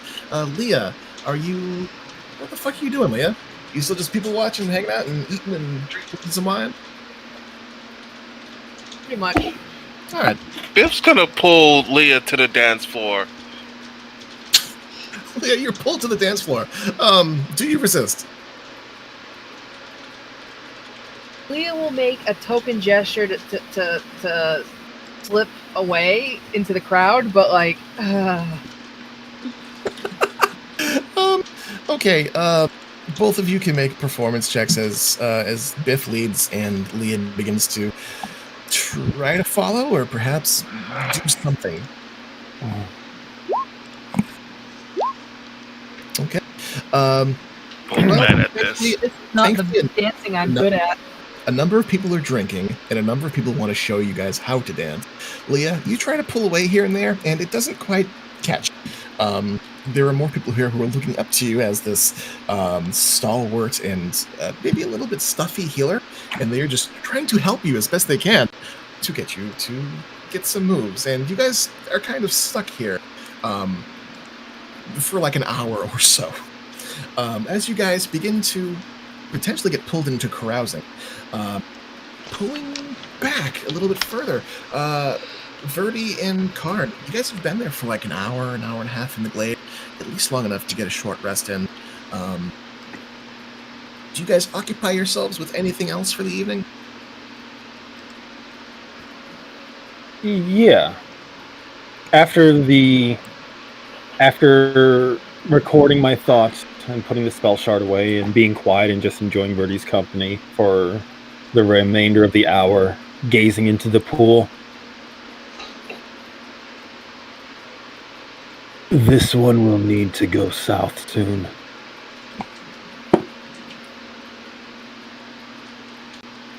Pretty nods. They had long since been finished with their pipe at this point. Just enjoying the silence.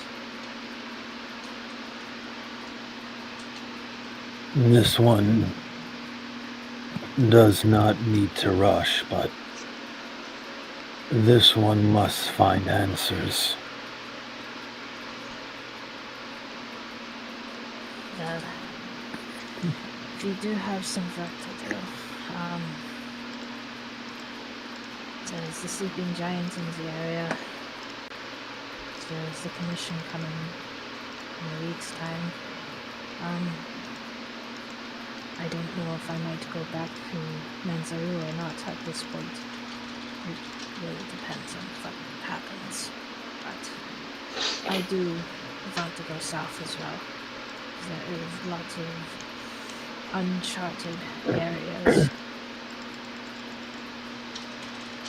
I nod.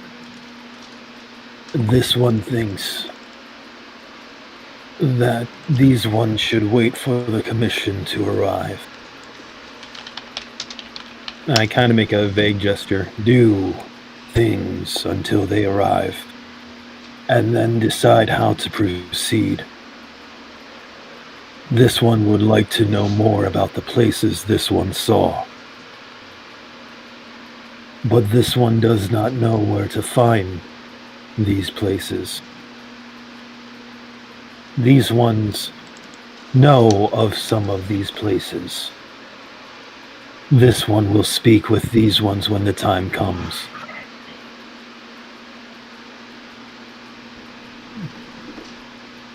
I only have a vague idea of where these things are. That is more than what this one has.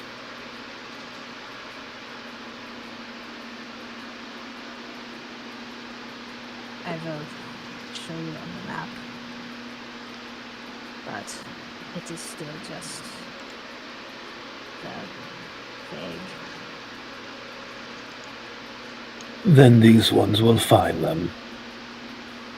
Fill in the Verdi's map. Pretty nods and if you can do this, we will find what you saw and we will figure it out.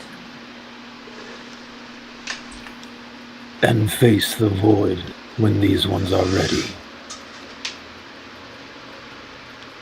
Pretty kind of flattens their lip at the mention of that, but nods.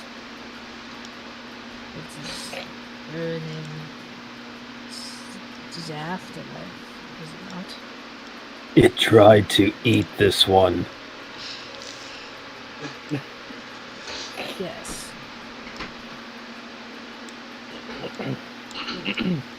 This one also needs to find out what the Rua took. Nah. Well, maybe it would be a good idea to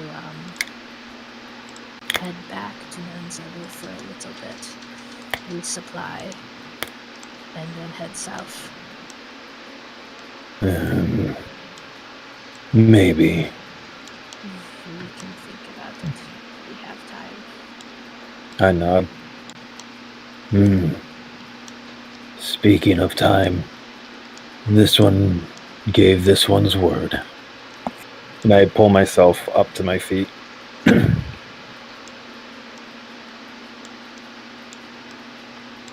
Will the Verdi be resting in the grove? I would probably find a couch back at the Knights. Probably more comfortable for the Verdi. A little bit. I am quite used to couches.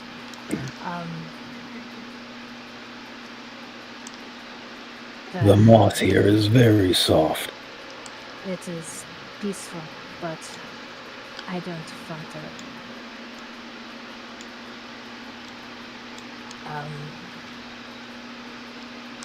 disturb it. You said it was unhappy being walked on, did you not? Oh, this one did say that. But if the Verdi asks politely, I'm sure the moss will not mind. I think I need to drink more and start talking to Moss, to be honest. One does not need to drink anything to speak to the moss. No, But one might need to drink very much to hear the moss speak back. Maybe I'm not sure. Birdie will, now that Karn has gotten up, Birdie will get to their feet as well.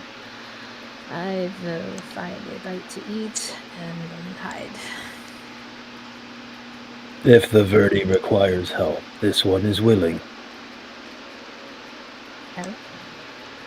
To hide. Oh, well, I mean, I go back to Zanance and...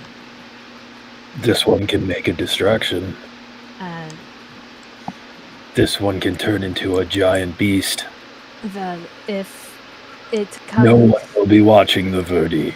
To that, if I need to make a getaway, I will give time, and you will know. This one will watch for it. And I give Verdi a thumbs up. Verdi gives a very hesitant thumbs up. Okay, you guys decide to head out of the grove and get something to eat.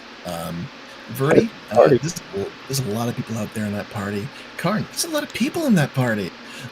Roar, you also joined. You chased after Marfitz to go party. No. No. Okay. What is After finishing up my my letter back and forth to Cross, I would actually just delve into updating my own notes in my book to make sure I have everything noted and start trying to connect some dots, because holy shit, that was a lot of information packed into a very small area. All right. For the sake of just researching and planning, and I guess this would be investigating, is there anything specific you are trying to divine? From my recollection of the description, did it seem like there were cardinal directions that he was like if he was being pulled in specific directions, or if things just suddenly went away, there was a blur, and then all of a sudden he was at a new place. So, as you recall what Karn told you, he was pulled in almost like a like an on rails kind of path. It turned and it twisted, but he was always moving in a direction. And he did, mention, the shadows here, the moss there, this and that. It's not the best recollection, because Karn is not the best narrator. You can roll me an investigation check, or a different appropriate intelligence-based check, if you want to spin it toward me, but it's going to be at disadvantage. No, investigation is going to be what I'll go with, because... Do you happen to be proficient in cartographer's tools? No, not correct. Okay. I mean, I could definitely pick it up at some point. The closest I get is using that damn globe. All right. So, your investigation of 12. It seems to follow suit that something is happening to the south. And based on, where the stars were, where the moon was, which way the moss was growing, based on what Verdi had mentioned about, the swamps nearby are either east or south, based on the idea that this town was in the woods, that would be east or south. You believe that it's either east or south. Probably south, though. That's where all the action seems to be happening.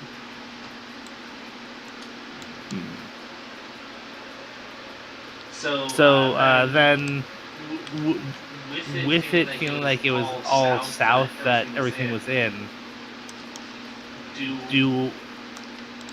would I make the logical jump that the void or whatever it is actually to the south as well, or The location of the void, without knowing whether or not these areas are all connected, you can roll me another investigation check at disadvantage. Yep, nope. With a 14 investigation, You said at disadvantage. at disadvantage, isn't that one? Ah, shit. It's really hard to say. It's really hard to say. But you can recollect your thoughts at a different time. And if you find more information, you can make another attempt. Yeah, I'll just make a note that I need to talk to Karn some more, and maybe if we do end up going that way, see if he can plot landmarks that allow us to find our way to places. Because if he knows where to orient himself, and it works, then we might figure out which direction. Yeah, if you can get him to a landmark, if you can get him to one of these landmarks, you are fairly certain he will be able to point you in the right direction. All right, yeah, then I'll just keep that in mind for later, because that's really the thing I want to be able to validate. Okay, so with that feather in your cap, or maybe not in your cap, was there anything else that you specifically wanted to try to define? Nope, just spending my time on that, making notes on the overall experience, being confused by being called Maester, though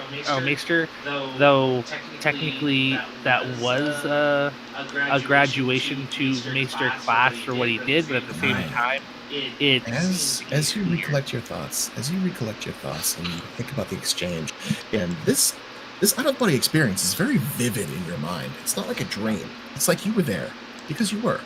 You can roll a retroactive insight check.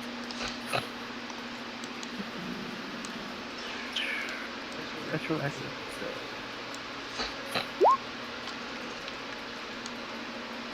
That seems fitting. The face was inscrutable. Wait, did anyone actually use my? I think there is one in the pool.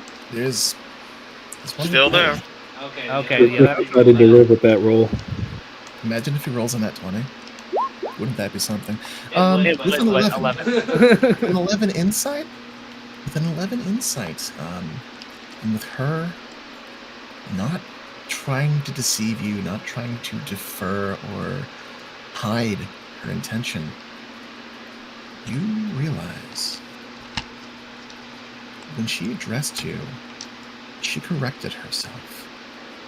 She referred you as Maester, and then said no. What's your name?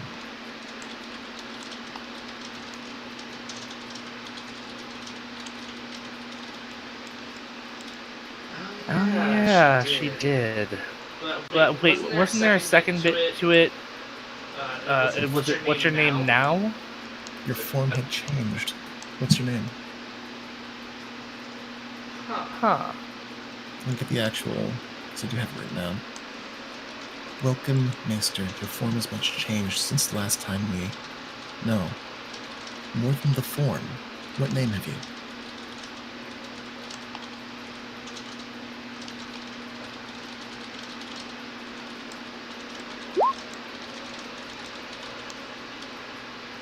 Okay, yeah, no, that is going to be his existential crisis for the evening. Excellent! You have two Warforged, considering their non-humanity. So, as you have two feathers in your cap, and you are racked with these fucking mysteries,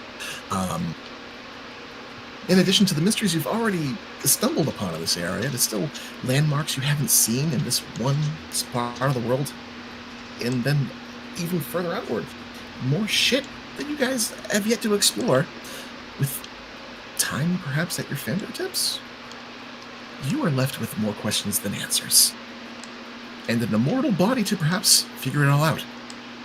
Pulling away from Roar, we move back toward the festivities, back toward the party.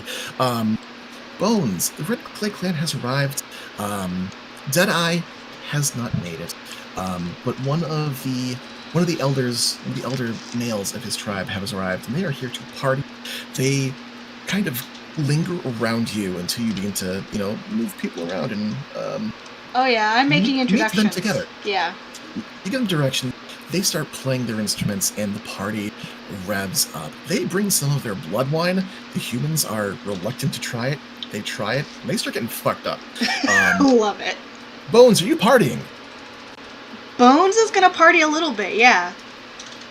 How hardy do you party? I'm gonna roll that first Constitution saving throw because I know I'm gonna party at least that hard. Sure. Leah and Biff, you guys are kind of being forced to party a little bit. Biff doesn't mind. Biff doesn't mind. Biff gets lost to the dance. He's, doing some clogging steps, some Russian dancing. Yeah, well, the thing is that Bones is at some point going to go start dancing with Biff for at least a couple of songs before flitting off to go to... Yeah, Bones starts dancing with you. Leah, you still attempt to escape? Well, I figure when Bones, cuts in, that's my cue to, leave in the void that she has left. You just sort of into the bushes from whence Bones came. Karn, you smell cooking meat for the first time. You think? And if you could salivate, you would. Verdi, they're cooking jaggy, and they know how to do it. They've spiced it. It's in the cauldron. It is tender, and the broth is maybe a little slimy, but definitely thick enough to spread as like a gravy.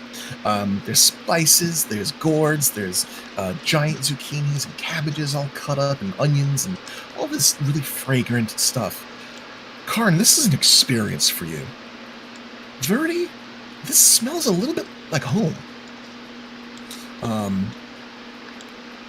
I'll come back to you two. In the meantime, Bones and Biff, since you guys are having a mild party, and Bones, I presume you got above a 10 on your Constitution check? I haven't rolled it yet. You ready for this? Roll Constitution, please. 11. You roll above a 10. I would like you both to roll a percentile die. Roll it twice. So 2 percentile dice each. That's a D100 or 2 D10s for those keeping score at home. Oh no! There was a 1 in 100 chance of that. Oh no! There was a 1 in 100 chance of that. I hope your score was better.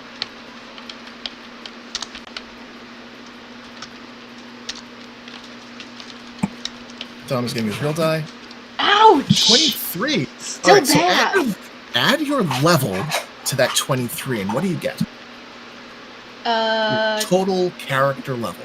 Total character level, 23 plus 8, so 31. A 31. Okay. Biff.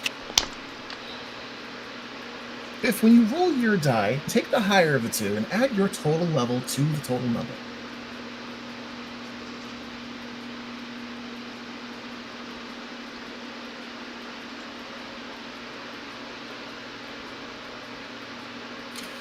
Okay, so We're 21 real and bad. 31? No one likes us. So a 21 and a 31? And Biff, you rolled twice, right? You took the higher? That's correct. You took the higher. Okay, Leah, you resist the urge to carouse, and you just have a nice night to yourself. Karn and Verdi. Karn and Verdi. Verdi, do you stick around long enough to drink a little and maybe meet some of these people? Or do you just chew and screw? Verdi is going to have a plate of their own from their own little their personal plate for camping, and make themselves a bowl or a serving and just kind of slip out unless somebody disturbs them. Okay. Karn. Verdi makes a bowl and, kind of just slips away. Food is a new thing for you. You can I've smell. had food before. But it's been bland and ash-like in your mouth. As you try some of the stuff, you taste. Good God! You taste the. You taste the amino acids. You taste the caramels. You taste the salt, and you taste the tang, and Why it's a does little. it taste so good? It's a little gamey, but it's like turkey, almost.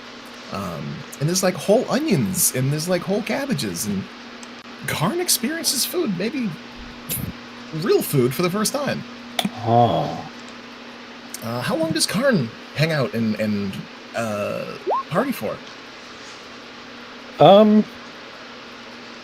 Karn's version of partying is just trying like everything, and maybe licking things that shouldn't be licked. Excellent. I would like you to roll 2 D100s and add your character level to the higher of the 2 rolls. Oh boy. Licking things that shouldn't be licked. I love it. What's up, Biff? It was 2 D100s because I wrote. It's 2 D100s. It's basically rolling the percentile with advantage. Did you roll 1? I rolled 1 D100, 2 D10s, Okay. D20s. You can roll a second pair. All right, so 64 for Karn.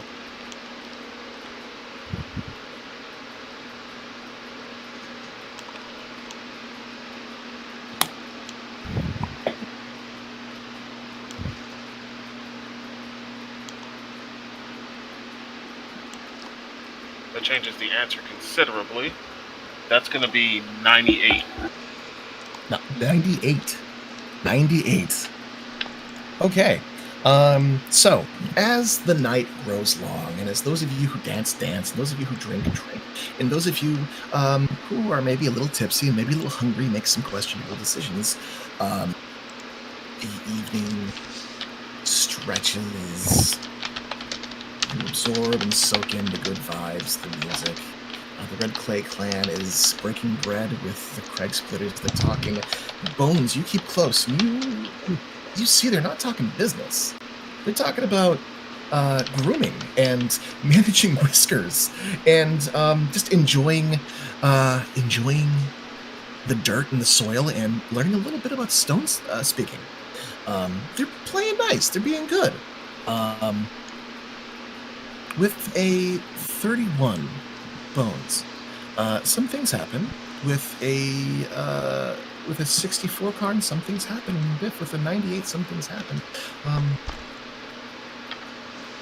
The partying, the festivities, the Harvest Festival comes to a quiet winter of a close.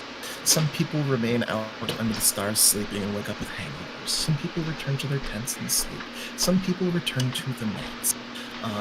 A lot of you, none of you are buzzed enough to not return home. Bones, in the early morning, bleary-eyed as the sun kind of strikes you across your face, and you start to recollect and awaken. You most certainly drunk texted Reginald. Oh, most certainly. You very nearly The question isn't. fell Yeah, the during question the evening. is what language did she do it in? And it's probably What 3. language? It's probably 3 or 4 different languages. To go over the night as you kind of recollect things. You got caught up in some feels with someone in town. It's up to you who that person was, and you very nearly got a little too close and opened up a little too much. And you went home, nothing happened, but you did end up reaching out through the book to Cross because you were having some feels, and you were maybe a little tipsy. As is described in the carousing table, you were caught up in a whirlwind romance. Oh no. That's my interpretation. The rousing table. Could her whirlwind Carousing romance table. being a very, very intense drunk text to Reg? Absolutely. You caught some feels out there, and you maybe said some things that you may regret the next day. There was too much emotional honesty, for sure. Especially considering Probably a little too open. Especially considering his receptionist is probably reading it in the morning, going, "I need comprehend languages for this." I am not. What is? She was an abject professional, I was told. So on and so forth. Sam is flagging. That's fine. We are ending soon. You do you. Have a good rest. Love you. Take care. Rest your throat. Bye. Karn, with a 64, was it?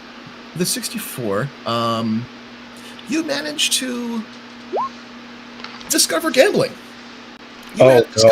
Playing cards and playing dice, and you don't know if it's beginner's luck or if maybe it's one of those skills that you didn't realize you had.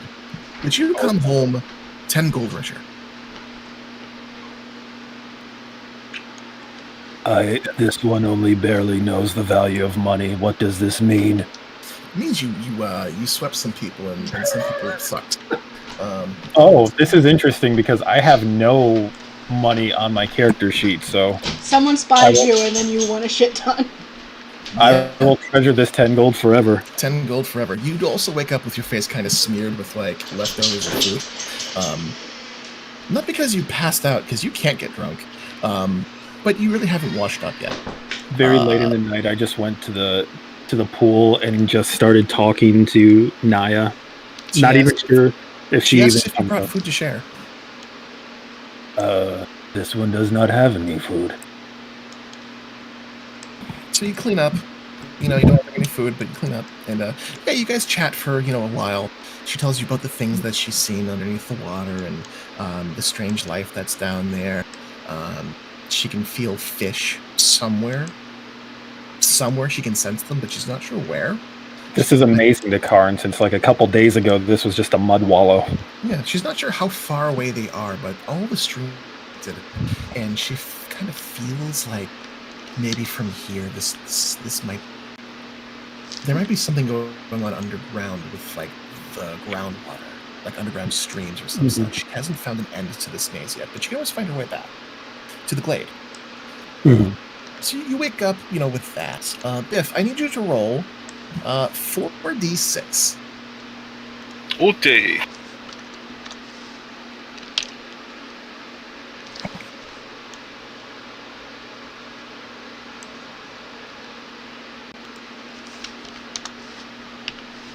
Okay. Rolling intensifies.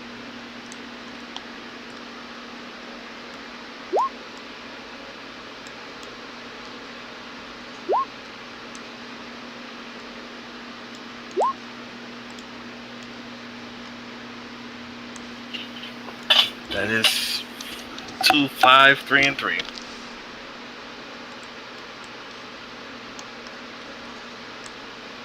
So 5, 6, 7, 8, 9, 10, 11, 12, 13.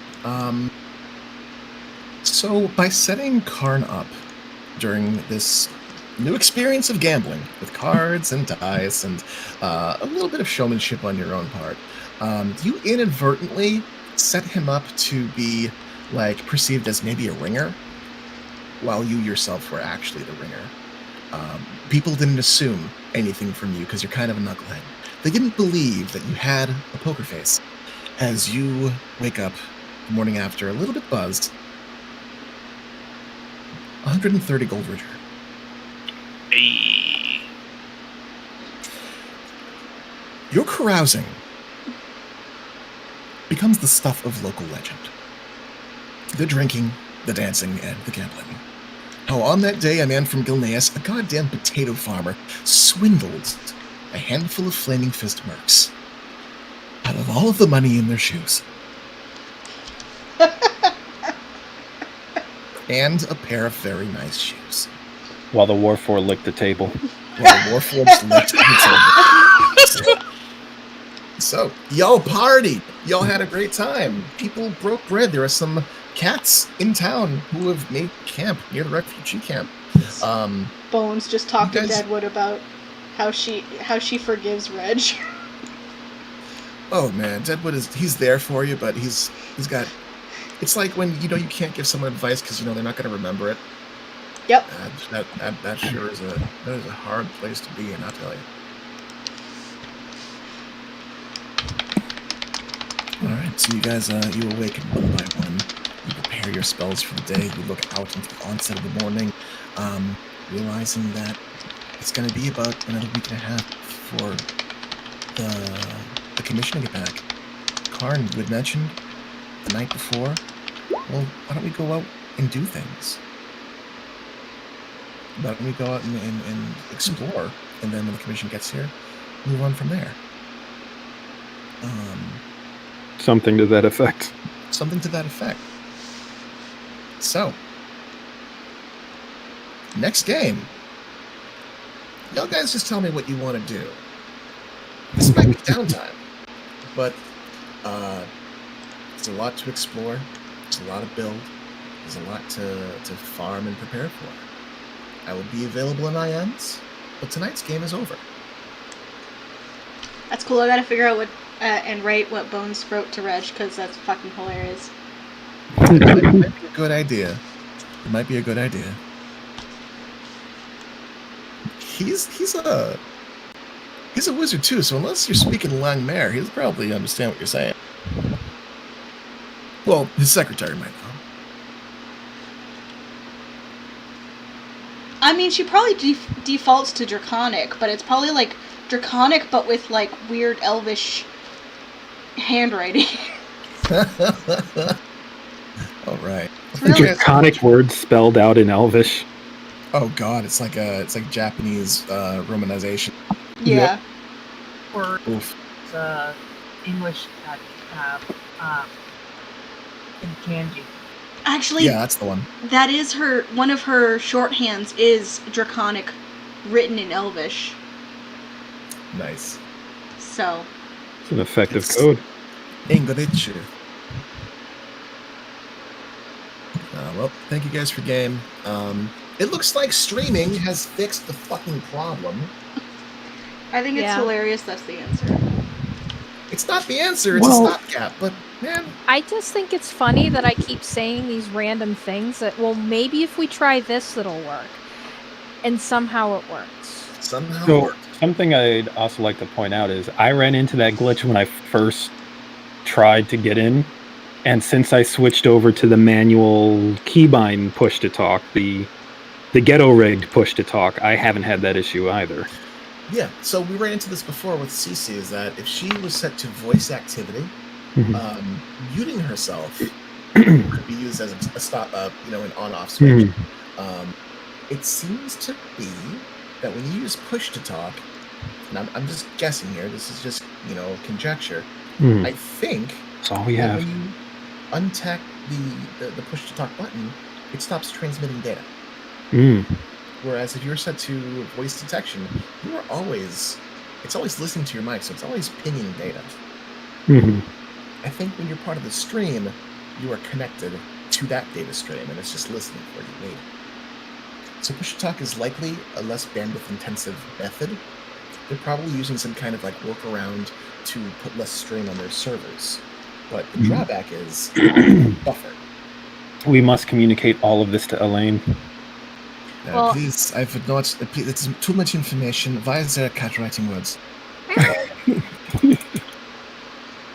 So I did email them, and I did tell them that I suspect it to be a push-to-talk issue, but this was before we attempted the streaming. But I haven't heard back from them, so it's probably something that they're looking into. So maybe if they look into their push-to-talk stuff, they can figure it out. That'd be nice. Yeah. Though I'm glad this workaround works. At least it makes Discord usable. Yes. Yeah, and I much prefer Discord. It's it's great, but on Discord, I just feel the audio. It's a little bit better. Yeah, it's just the quality. Everything is a little bit better. It's more aesthetically pleasing. That too. I don't have to give Dom an extra 12 decibels to hear him, and everyone's clear and they all smell good.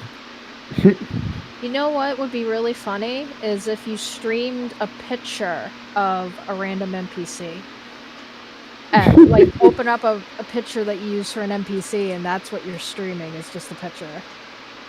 Instead of that window of your configuration of your controller. Oh yeah. It's just a picture of Gerald blushing for some reason. Or something spooky. I could make it something spooky.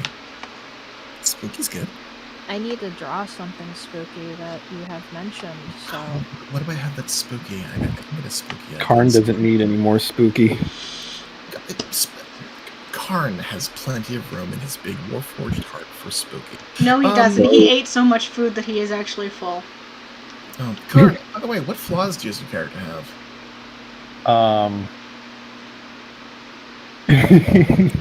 I want to know where the food goes. My flaw literally says, I am Karn.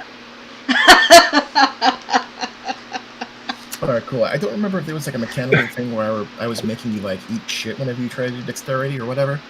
No. No, I am Karn. Okay. As a player, you're aware that you've lost a flaw. You don't know what flaw it is, though. I am Karn encapsulates a lot of things. Yeah. Hey, 69 hit points. Nice. I think I should be at full because I don't remember taking any damage at any point during the day, but it's been a long day. Yeah, so you guys... What's long rest? I need to fix that. You guys that. about your long rest. You did shed some HP to talk to Bolgup in the morning. To talk to Yeah, Algor. that was it. Oh, that was probably it then. But now you have had your long rest, so you can get your back. Okay, regain my hit dice. I can choose spells. Mold Earth. What level was Mold Earth? Or was that... No, I have that as... Cool.